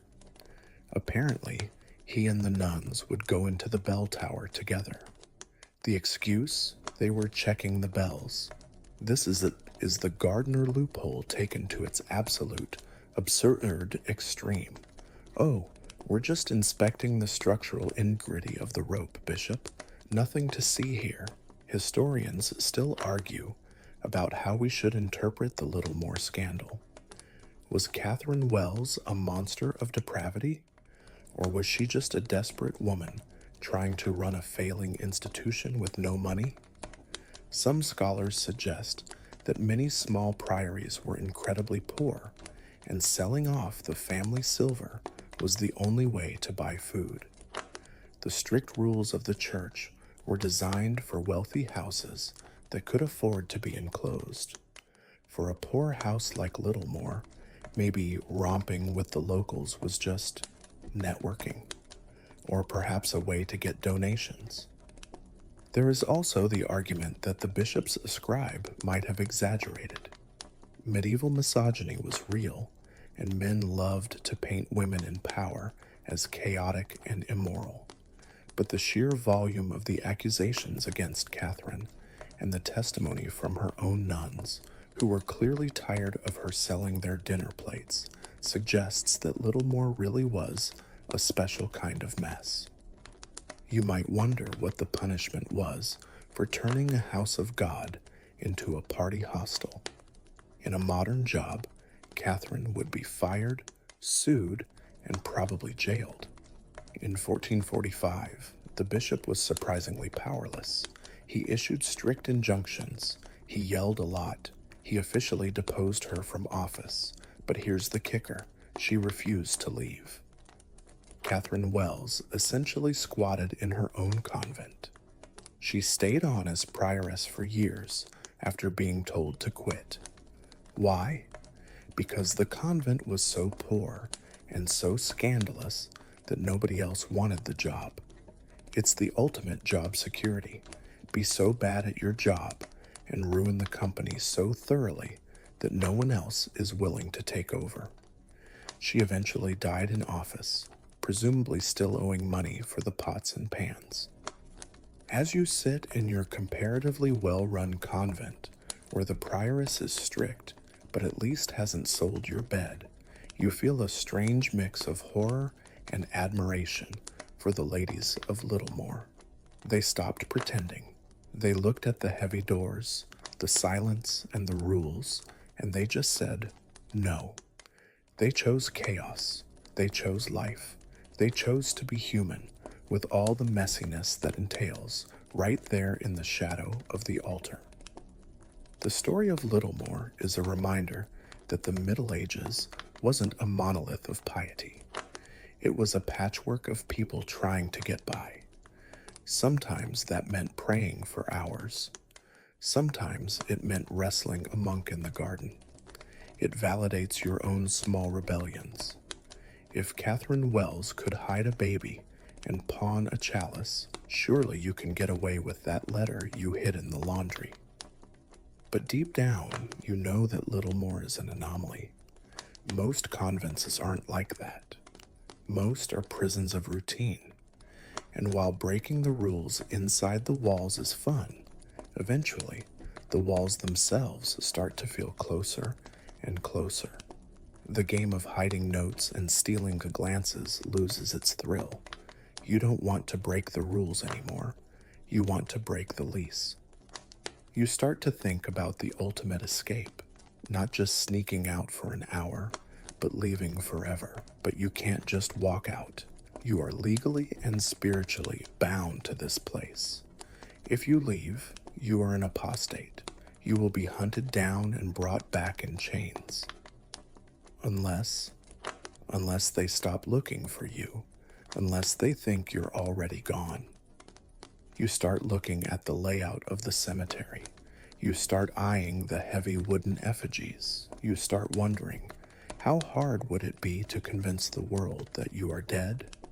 Because if you want to leave this life without the bishop sending a bounty hunter after you, you're going to have to stage a funeral, and trust me, you won't be the first nun to try it. The chaos of Littlemore Priory is fascinating, but it's also exhausting.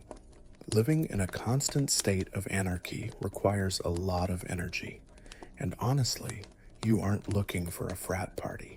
You are looking for an exit. But as we've established, the front door is locked, the walls are high, and the bishop has a list of your names. If you just run away, you become a fugitive. You will be hunted, your family will be shamed. The church has a long arm, and it loves to drag stray sheep back to the pen. So you lie in your narrow cot in the dark, listening to the rain hammer against the roof tiles, and you realize there is only one way to leave the convent without anyone coming after you. You have to die, or at least everyone has to think you died. This brings us to the incredible, archived true story of Joan of Leeds. We are transporting ourselves to the year 1318 to the Priory of St. Clement in York. It's a small house, not particularly wealthy, and situated on the banks of the River Ouse. It's damp, it's cold, and for Joan, it is a cage.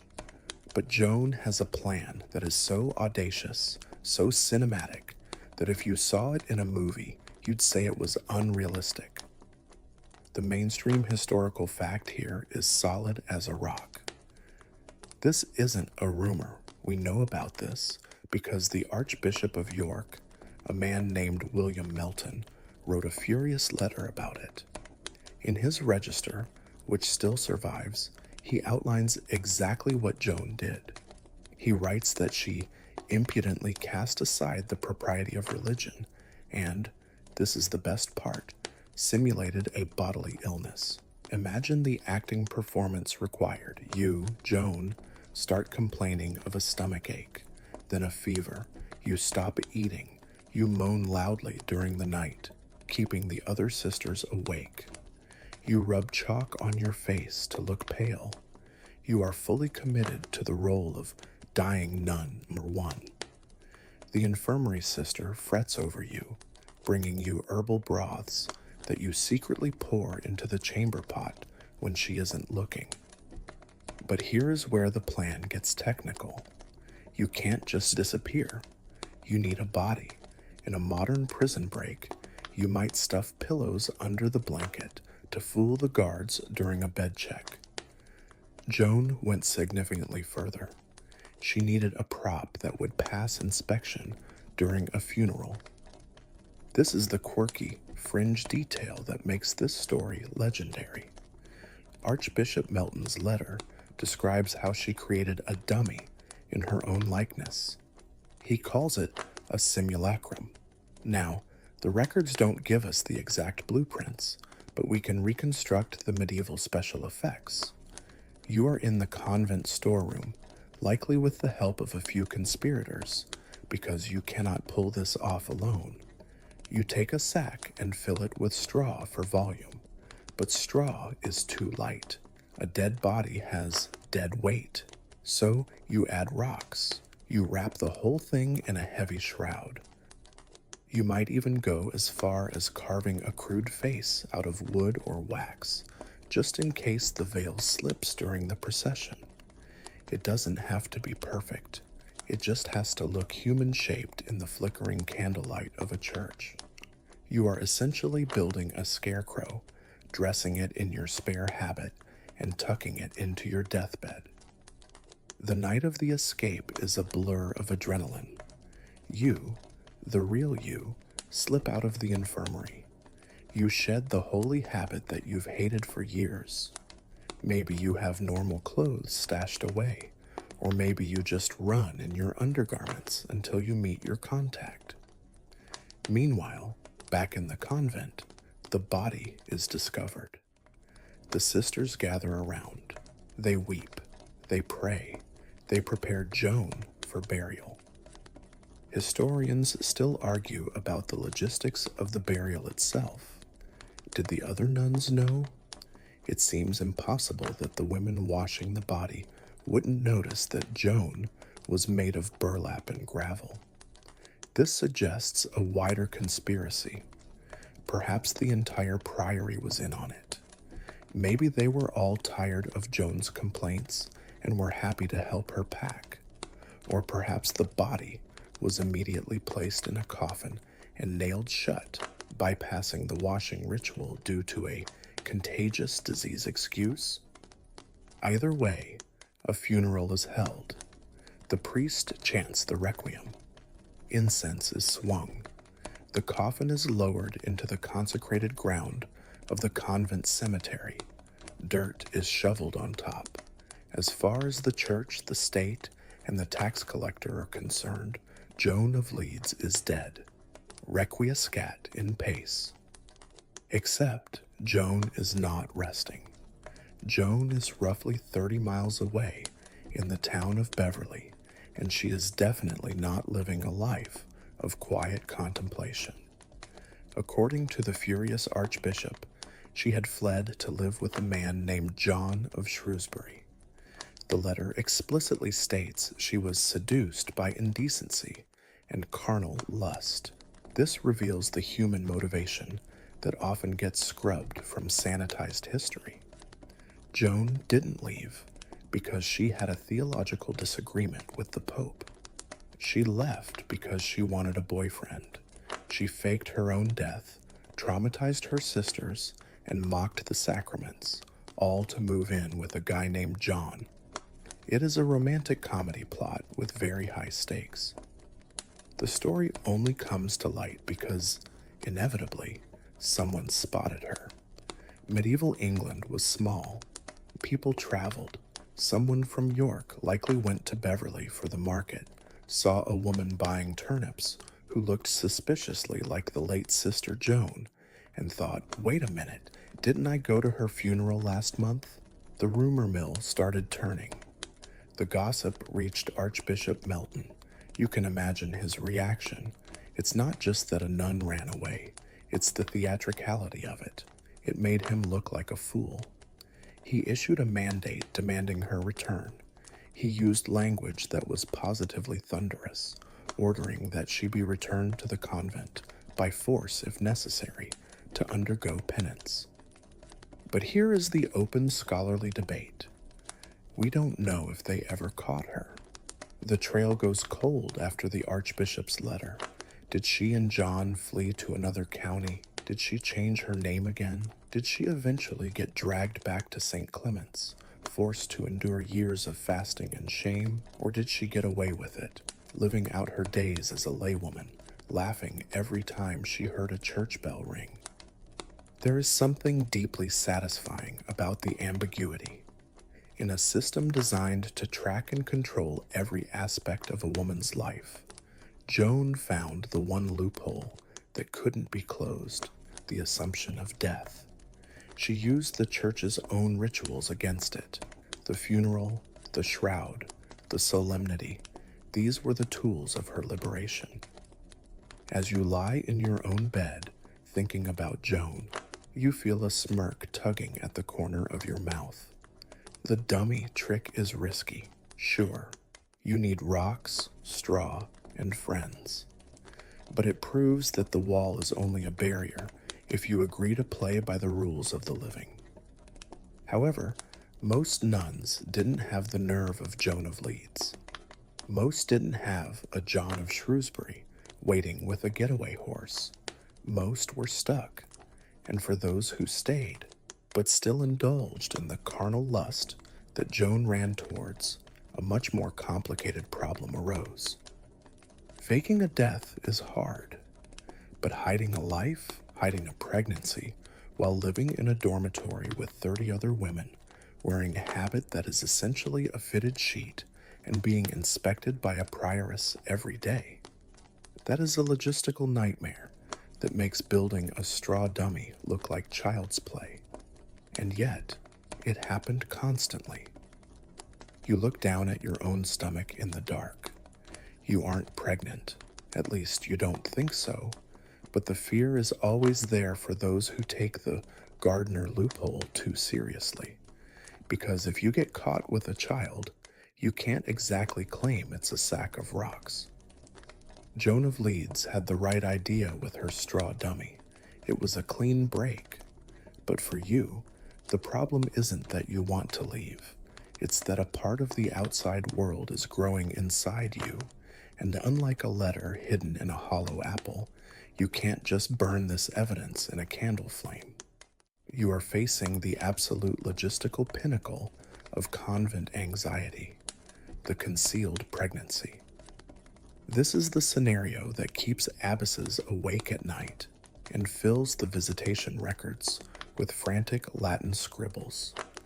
It is the physical manifestation of the broken rule, and as you stand in the dormitory, wrapping your belt around your waist, you realize with a jolt of cold terror that the notch you usually use is too tight. You have to move it out one hole. Next week, it will be two.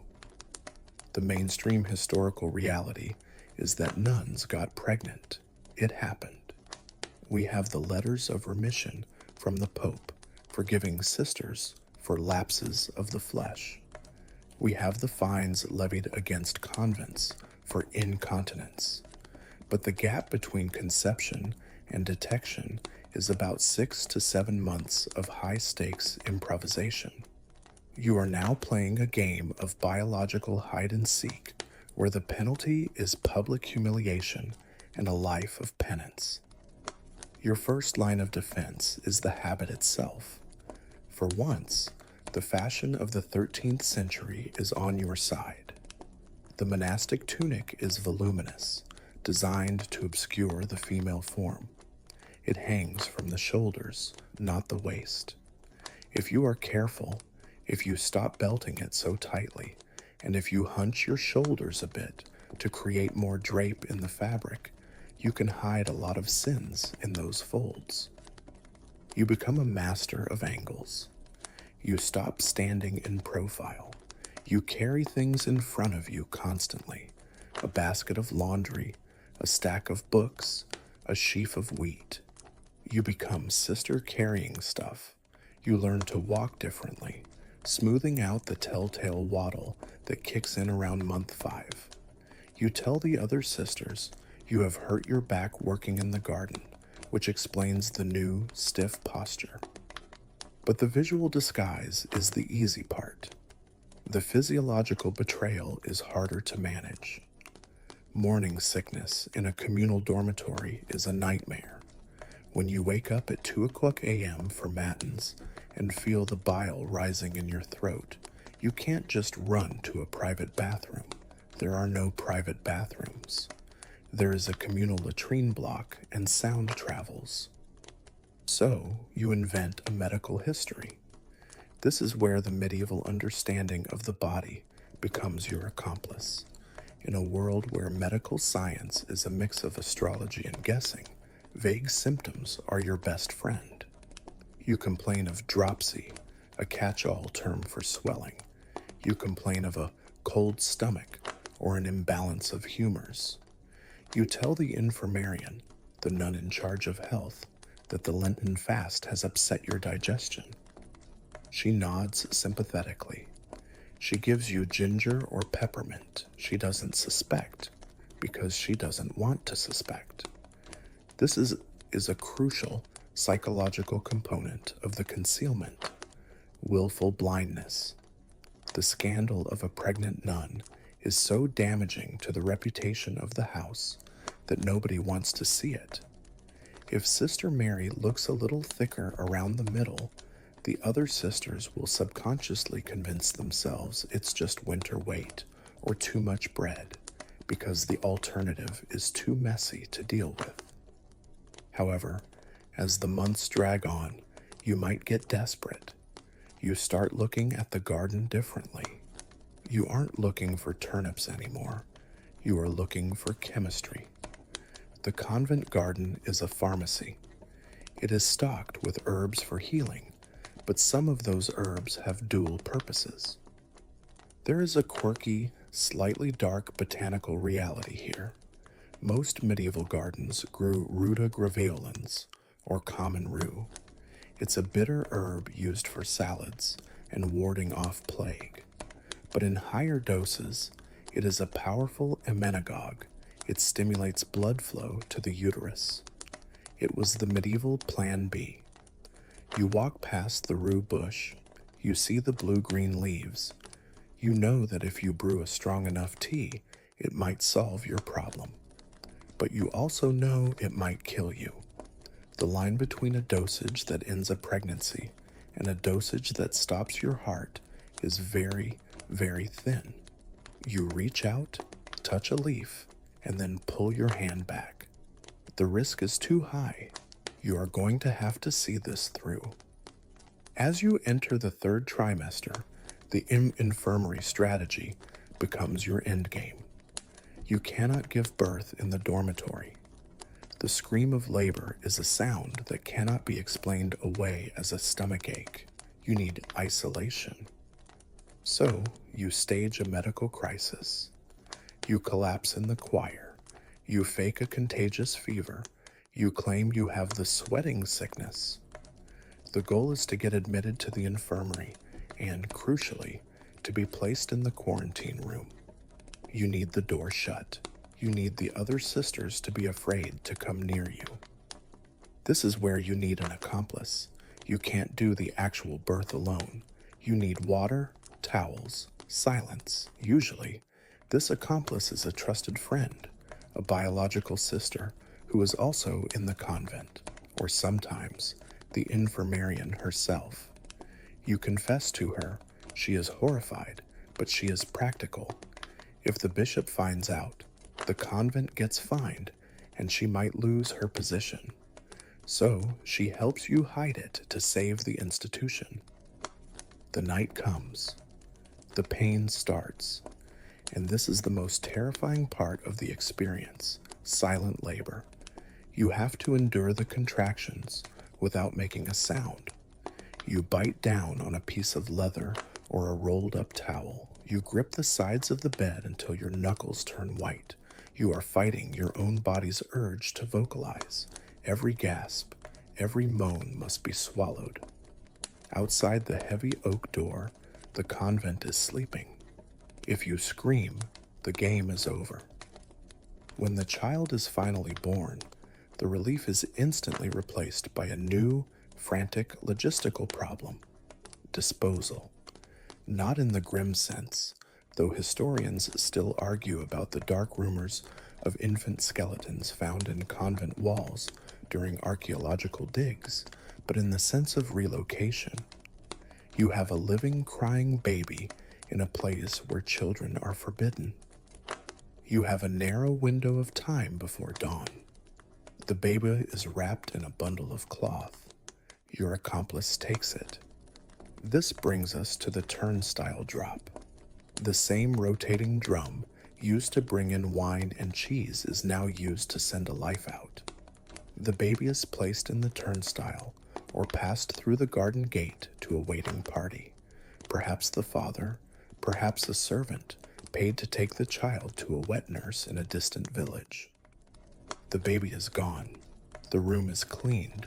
The bloody sheets are burned or soaked in cold water immediately. You are left lying in the infirmary bed, empty and exhausted, your body undergoing the massive hormonal crash of postpartum, and you have to act like you are just recovering from a bad fever. The emotional toll is shattering. You lie there, listening to the bell ring for lauds, knowing that somewhere out there, your child is being carried away in a basket. You wonder if you will ever see them again. Maybe, years from now, a new novice will arrive at the gate, or a new garden boy will be hired, and you will look for your own eyes in their face. But you can never ask. You can never know. The mainstream history books often glaze over this. They talk about unchaste nuns as a statistic. But for you, It is a visceral, physical trauma. You have to get up the next day, put your habit back on, cinching the belt tight again, finally, and go back to chanting psalms. You have to reintegrate. You have to pretend that the last 9 months of terror never happened. But secrets in a convent have a way of leaking out. Maybe the wet nurse talks. Maybe the servant who carried the basket gets drunk at the tavern and brags about the little monk he saved. Or maybe, just maybe, the prioress wasn't as blind as you thought. A few weeks later, you are summoned to the chapter house. The prioress is sitting in her chair. She isn't looking at her book. She is looking at you. She knows. She might not have proof. The baby is gone, but she knows. And while she might have spared you the public shame of an expulsion to protect the convent's reputation, that doesn't mean you are getting away with it. The church has a specific menu of punishments for this. They don't put you in a modern prison. They have something much more psychological in mind. They are going to use shame, diet, and isolation to purify you. You thought the pregnancy was the hard part. You were wrong. The hard part is the penance.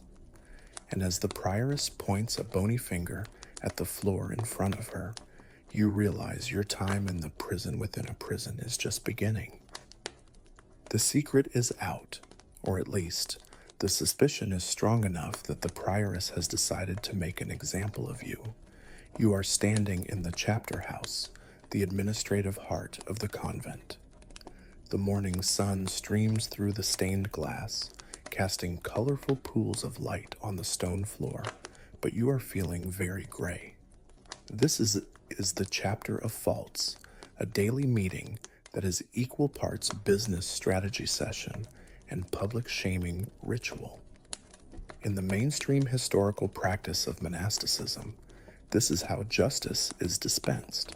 There are no lawyers, no juries, and definitely no appeals court. There is just the rule of Saint Benedict and the Mother Superior's interpretation of it.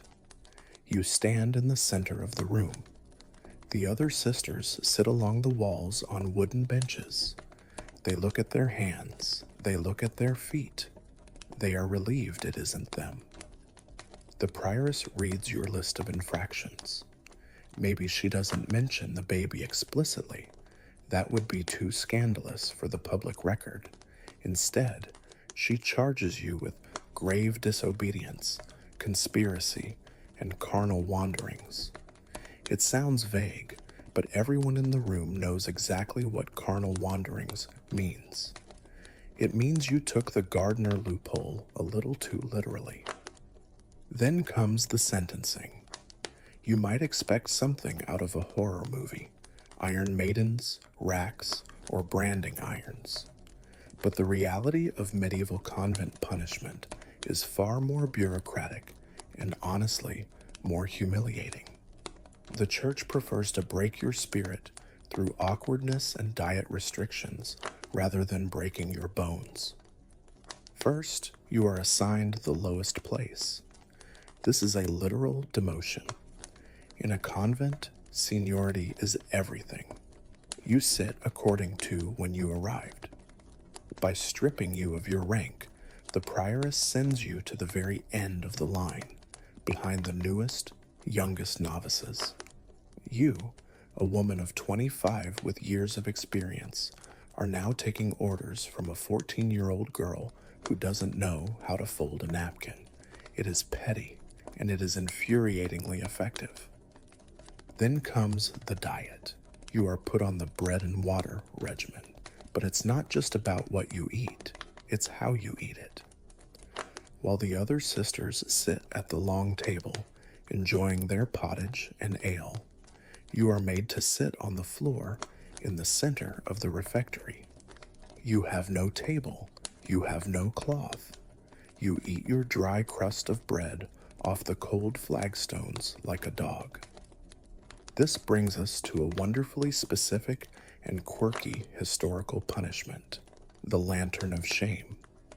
In some orders, if a nun was caught gossiping or breaking silence, she was forced to carry a heavy lantern around her neck or in her hand during the daylight hours. The symbolism was heavy-handed. You are in spiritual darkness, so here is a light. You have to walk through the cloister, doing your chores, with this clunky metal object banging against your chest, signaling to everyone that you are the problem child. It's the medieval equivalent of wearing a dunce cap, but with more fire hazard potential. If your crime is considered serious, like say, faking a death or hiding a pregnancy, you might face the discipline. This involves corporal punishment. You are taken to the chapter house, you expose your back, and you receive lashes with a bundle of birch twigs or a leather strap. However, historians still argue about the severity of this. Was it a brutal beating, or was it a ritualized symbolic act? The rule often specifies reciting Psalm 50, "Have mercy on me, O God," while the beating takes place. The rhythm of the lash matches the rhythm of the chant. In many cases, it seems the humiliation of being struck in front of your sisters was the point, rather than inflicting actual physical damage. It was a performance of contrition, a way to beat the devil out of your flesh. But the most dramatic punishment, the one that really leans into the theater of shame, is the prostration at the door. After the church service, as the sisters file out of the chapel, you are required to lie face down across the threshold. You are a human doormat. The sisters literally have to step over you to leave. Some might step gingerly. Others, perhaps the ones you gossiped about, might plant a heavy leather boot right next to your ear. You have to whisper, "Tread on me, for I am salt that has lost its savor." It is designed to crush your ego into dust. If none of this works, if you are deemed incorrigible, there is one final option: the prison. Yes, convents had prisons. They were called the carcel, or sometimes the vade in pacem, go in peace. This sounds nice, like a spa treatment, but it was actually a grim euphemism. You are led to a small, windowless cell, often located in the basement or a thick-walled turret. The door is locked. You are alone. The darkness is absolute. Your food is passed through a small hatch. This is solitary confinement in its purest form. There is a long-standing Gothic myth that nuns were immured, walled up alive in a niche and left to die. You see this in Victorian novels and horror stories. Most modern historians agree that actual, fatal immurement was extremely rare, practically a ghost story. The church wanted you to repent, not to rot. However, the threat of it was very real. Being locked in a cell for 10 years? That happened. We have records of bishops sentencing nuns to perpetual imprisonment within the convent walls. You were alive, but you were erased from the community. You became a ghost while still breathing. You sit in your cell. The silence is different here. It's not the peaceful silence of the chapel. It's the dead silence of the tomb. You count the stones in the wall. You watch a spider spin a web in the corner. You start to name the spider. You realize that the spider is the only friend you have left. Days turn into weeks. The shame burns off, replaced by a cold, hard numbness. You realize that the prioress can take your food. She can take your rank. She can lock you in the dark, but she can not take your mind.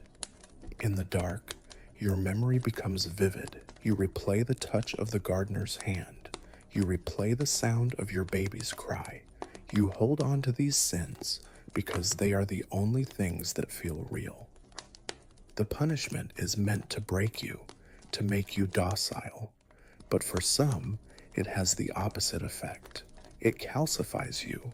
You survive the bread and water, you survive the lash, and you emerge from the cell not holy, but hardened. You realize that love, real, messy, human love, is worth the pain. And if you think your small rebellion was dramatic, it pales in comparison to the most famous scandal in the history of the church.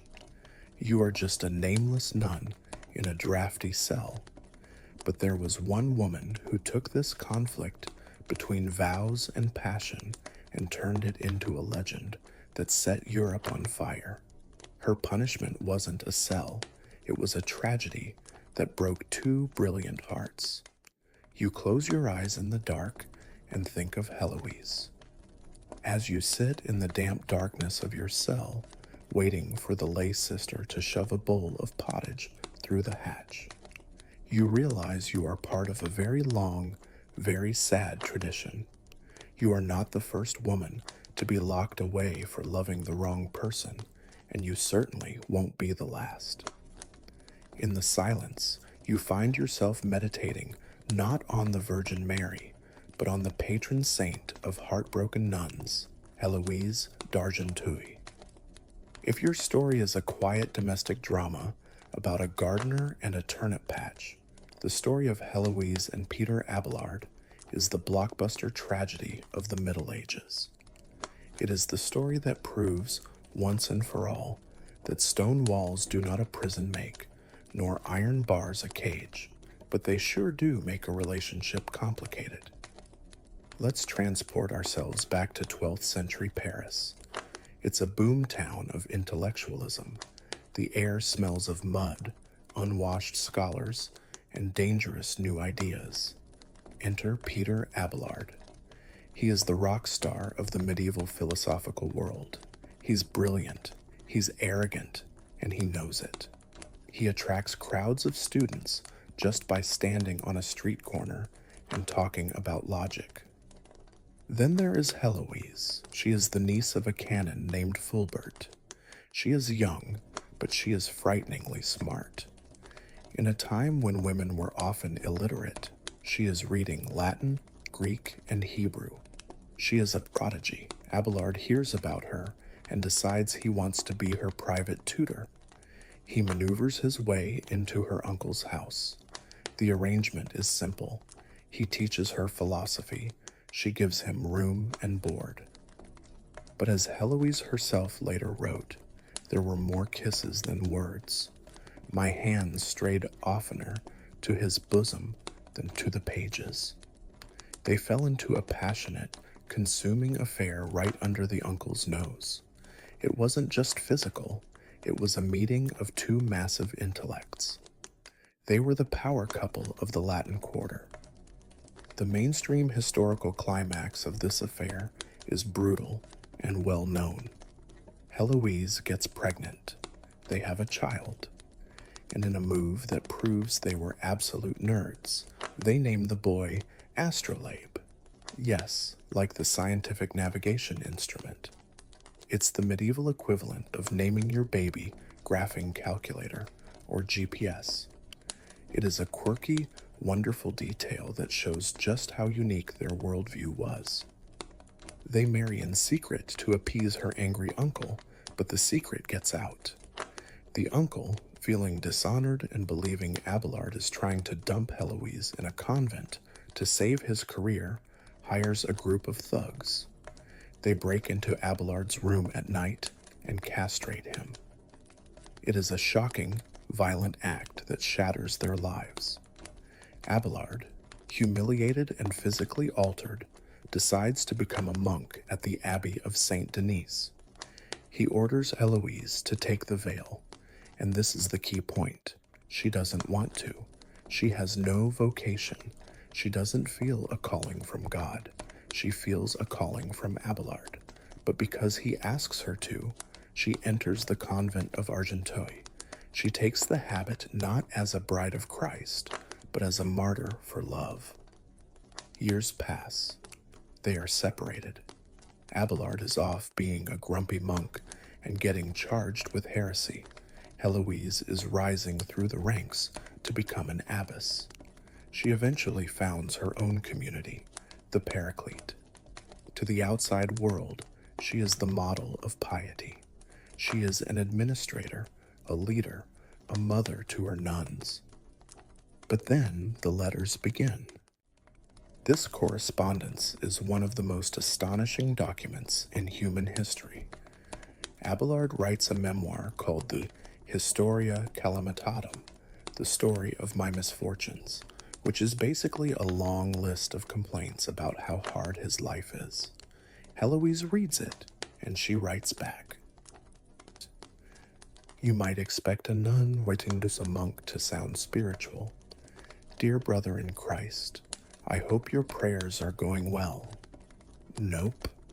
Heloise rips her heart out and puts it on the parchment. She writes, I have not yet forgotten what I am. She admits that during the Mass, when she should be thinking about the Eucharist, she is thinking about his body. She writes about the memories of our pleasures that are so vivid she feels like she is still in his arms. She famously declares that she would rather be Abelard's whore, her word, than the Empress of Rome. It is shocking honesty. She is living a double life, outwardly the perfect abbess, inwardly a woman still burning with desire for a man she can never touch again. There is a massive, open scholarly debate about these letters. For centuries, historians, mostly men, argued that a woman couldn't possibly have written such brilliant, complex Latin. They claimed Abelard wrote them all himself as a literary exercise. They couldn't believe a medieval nun could be this emotionally raw and intellectually equal to the greatest philosopher of the age. But modern consensus has largely shifted back to giving Heloise her credit. The style is distinct. The voice is female, fierce, and unrepentant.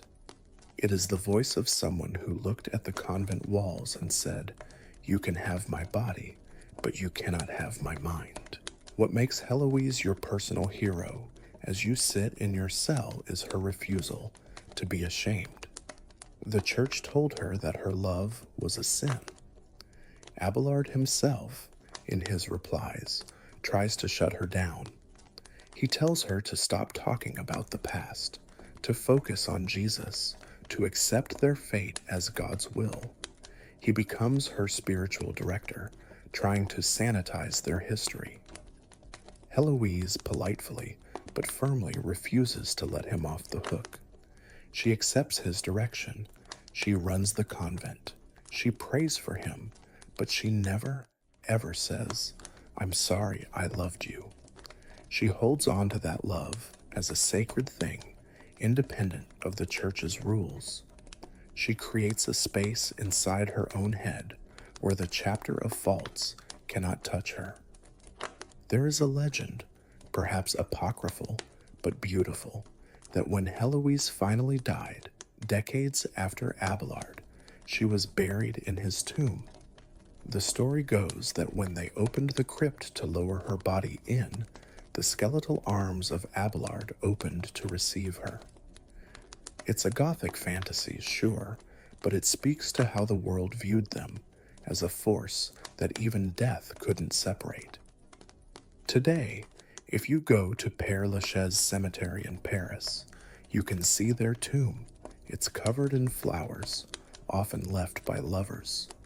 But the real monument isn't the stone, it's the letters. They are the ultimate proof that the enclosure we talked about, the walls, the grills, the locks, is a failure. You can lock a woman in a convent. You can force her to wear a veil. You can make her sing psalms for 12 hours a day, but you cannot stop her from feeling. Heloise teaches you that you can survive the punishment. You can survive the lantern of shame and the bread and water, because the convent is just a building. The real life is what happens in the letters you write, the memories you keep, and the secrets you hold. You lean your head against the cold stone of your cell wall. You think of Heloise managing the Paraclete, dealing with leaky roofs and unruly nuns, all while carrying a torch that burned brighter than the altar candles. You feel a little less alone. If she could endure a lifetime of silence, you can endure a few weeks of solitary. But the church learns. The hierarchy reads the letters too.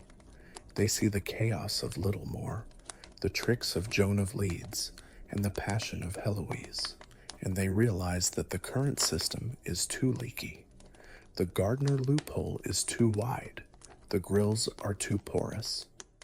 And so, as the Middle Ages give way to the early modern era, the church decides that enough is enough. They are going to stop playing whack-a-mole with individual nuns. They are going to drop a nuclear option on the entire monastic system. The Council of Trent is coming, and they are bringing a really, really big padlock. You have survived the boredom, the fashion police, the gossip, and maybe even a stint in the convent prison. But as the calendar flips from the messy, organic medieval era into the starker light of the 16th century, you feel a shift in the wind. The atmosphere is changing. The days of wink wink nudge nudge rule breaking are coming to an end. The church has stopped laughing at the jokes. The reason for this mood swing is a German monk named Martin Luther. When the Protestant Reformation kicked off, accusing the Catholic Church of corruption, laxity, and moral decay, the Vatican panicked. They couldn't afford to have priories like Littlemore running wild anymore. They needed to prove that they were disciplined, holy, and scandal-free. Enter the Council of Trent. This was a massive, decades-long conference where the church hierarchy gathered to reboot Catholicism. And in 1563, in the 25th and final session, they turned their eyes toward you. They passed a decree known as De Regularibus et Monialibus. It didn't mince words. It ordered strict, inviolable enclosure for all female religious orders. If the medieval walls were a suggestion, the Tridentine walls were a threat.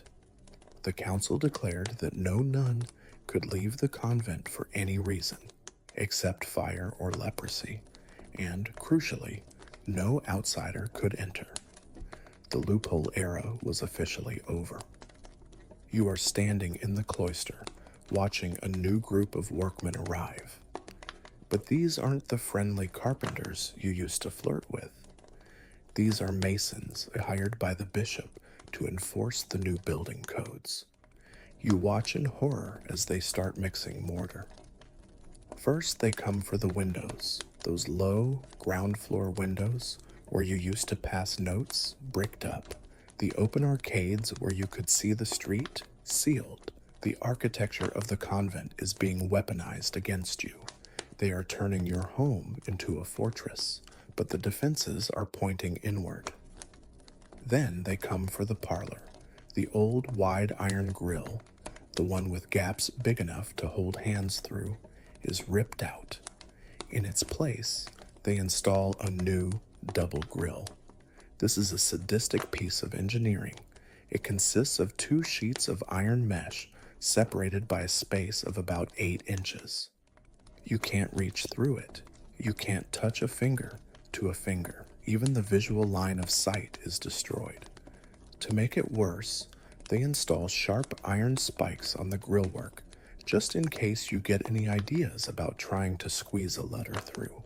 It looks less like a place for spiritual conversation and more like a lion's cage.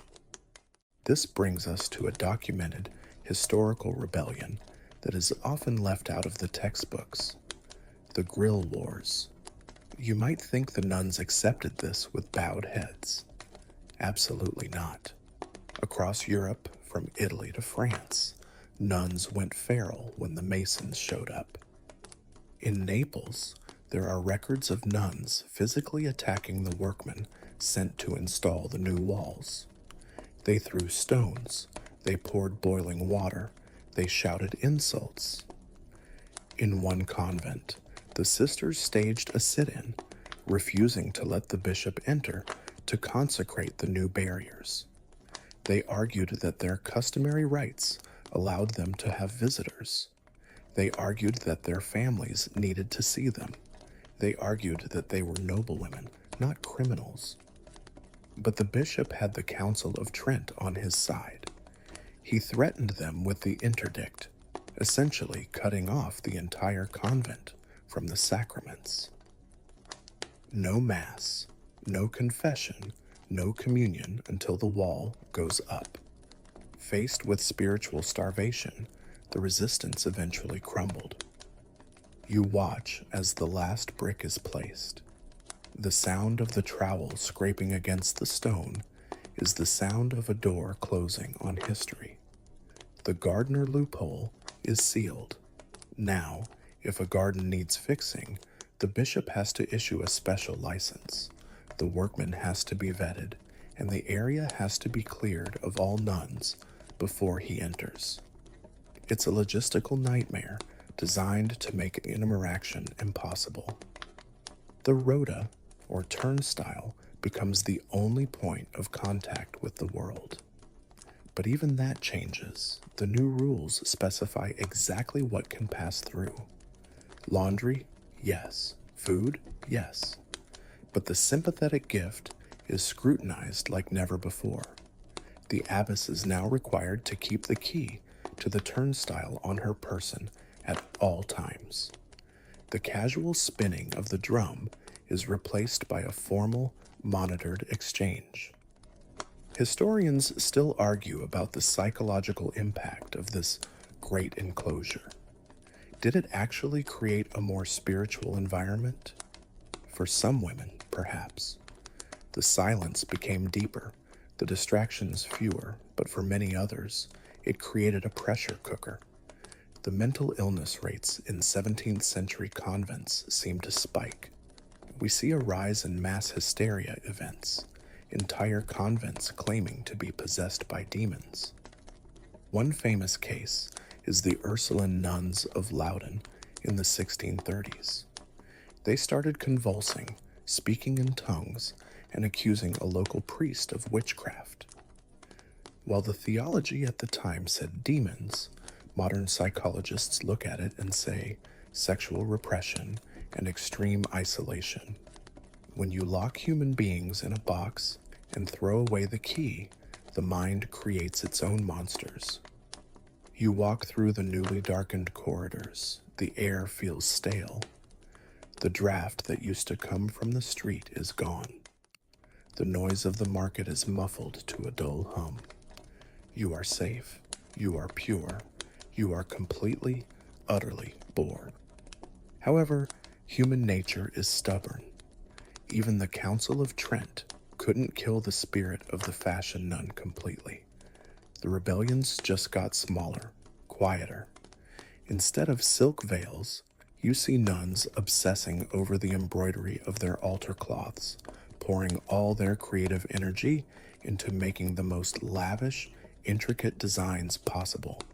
If they couldn't decorate themselves, they would decorate the cage. And the letters continued, though they became much harder to smuggle. The laundry chute remained a vulnerability, because even the Council of Trent couldn't figure out a way to make dirty sheets wash themselves. The washerwomen became the most important people in your life, the last link to the outside.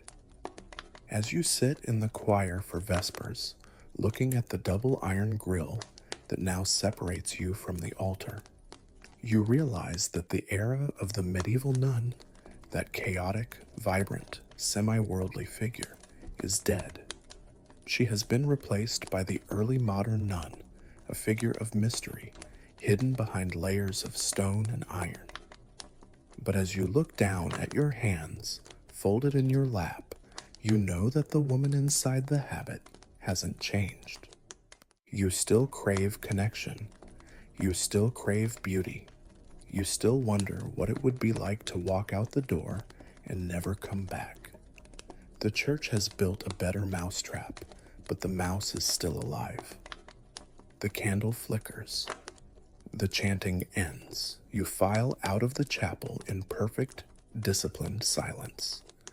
The prioress locks the door behind you. Clunk, click.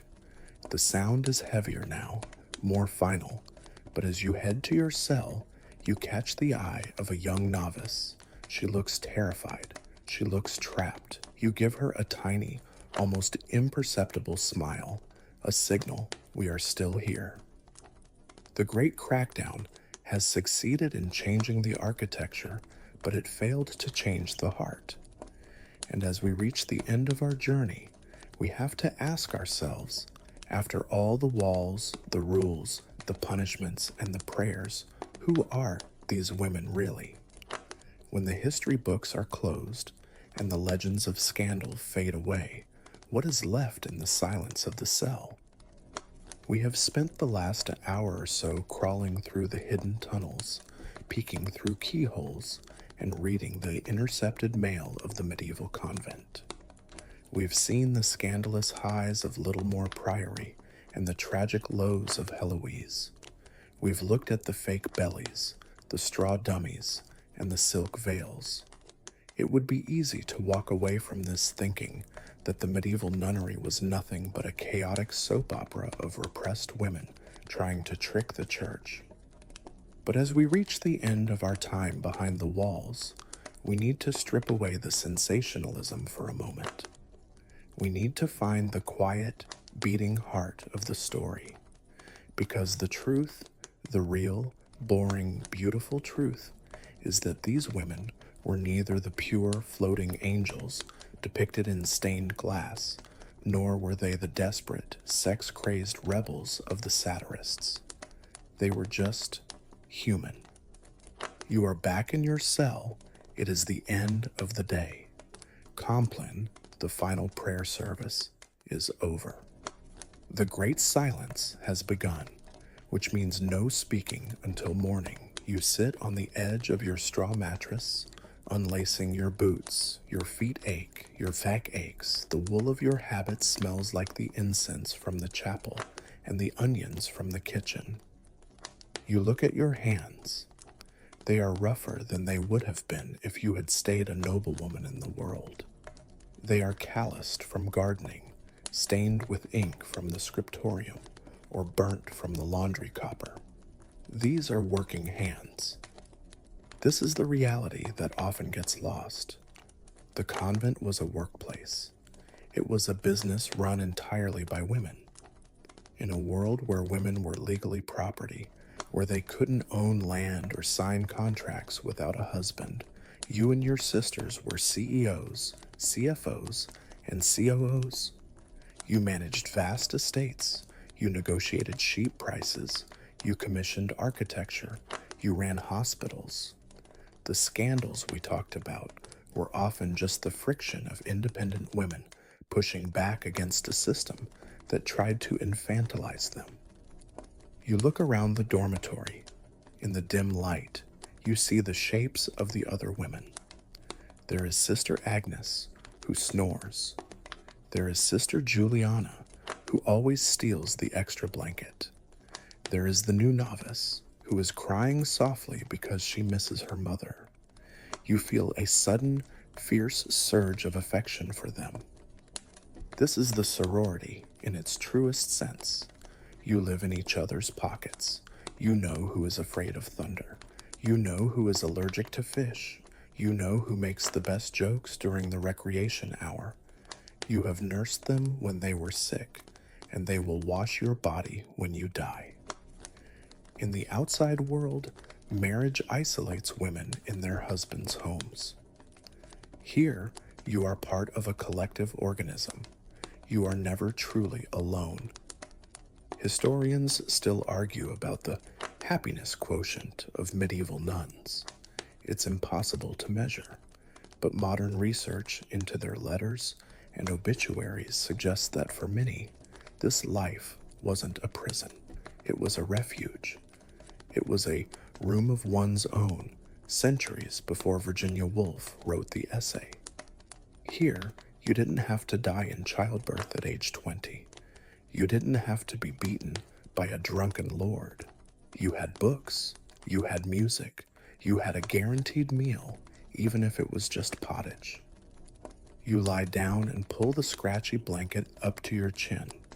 You think about the gardener loophole and the laundry chute. Yes, those were acts of rebellion, but maybe they weren't about rejecting God. Maybe they were just about insisting on your own humanity. You were saying, I am here, I have desires, I have a voice. The mainstream historical narrative treats the Middle Ages as a dark, alien planet. But the software running in your brain is exactly the same as the software running in the brain of a 21st century woman. You get bored during long meetings, liturgy. You try to modify your uniform to look better, fashion. You gossip about your boss, the Prioress. You crave snacks when you're stressed. The context changes, stone walls instead of office cubicles, but the human condition is a constant. There is a moment of peace that comes right before sleep. The anxiety of the day fades. The fear of the bishop's visitation seems far away. You listen to the wind howling around the stone corners of the building. It sounds angry, but you are safe inside. The walls that keep you in also keep the chaos out. You think about the legacy you are leaving. You probably won't be in the history books. You aren't a queen or a saint. You are just a name on a necrology list that will be read out once a year. But you are part of a chain that stretches back for centuries and will stretch forward for centuries more. You preserved the knowledge of the ancients in your library. You kept the music alive in your choir. You grew the herbs that healed the village children. The boring history of the convent isn't about the big events. It's about the millions of small, unseen moments. It's the sound of a page turning in a quiet room. It's the smell of beeswax and lavender. It's the feeling of cold water on your face in the morning.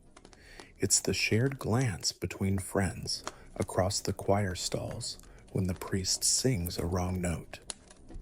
You close your eyes. The darkness is heavy and comforting. You let go of the you that has to perform, the obedient nun, the secret rebel, the spy. You just exist. You are a breathing, thinking speck in the vast silence of the night. And maybe, just maybe, that is what the mystics meant by finding God. Not in the loud chanting or the golden altars, but in this quiet acceptance of being human. You are flawed. You are messy. You hit a letter in an apple. You plucked your forehead. And yet, the sun will rise tomorrow, the bell will ring, and you will get up and do it all again. You are the woman behind the veil, and you are, in your own quiet way, free. Word count 10-12. Wind down, and now the bell tower is silent. The last echo has faded into the mist that rises from the river, wrapping the stone walls in a soft, white blanket. The heavy oak doors are bolted shut, not to keep you in, but to let the world rest outside. The candle in your cell has burned down to a pool of warm wax. The flame sputters once, twice, and then vanishes, leaving a thin trail of gray smoke that drifts up toward the ceiling. The darkness is total now, but it isn't scary. It's a velvet darkness. It feels soft against your eyes. Let the image of the stone cloister fade. Let the scratchy wool habit dissolve. You are back in your own bed, in your own time. Feel the softness of your own pillow, cool against your cheek. Feel the weight of your blankets, grounding you, holding you safe. Take a deep breath in through your nose, smelling not incense or damp stone, but the clean, familiar air of your room. Exhale slowly, letting your shoulders drop away from your ears. Unclench your jaw. Let your hands, which have been working so hard in the garden of your mind, fall open and loose by your sides. The centuries have rolled back. The nuns are sleeping. The bishop is sleeping. The secrets are safe, hidden away in the archives of the past. There is nothing left for you to do tonight. No bells to answer, no walls to climb, no letters to hide. Just the steady rhythmic hum of the night. Just the rise and fall of your own chest. You are safe. You are warm. You are here. Drift away from the history and float into the quiet. The story is over. The rest is silence.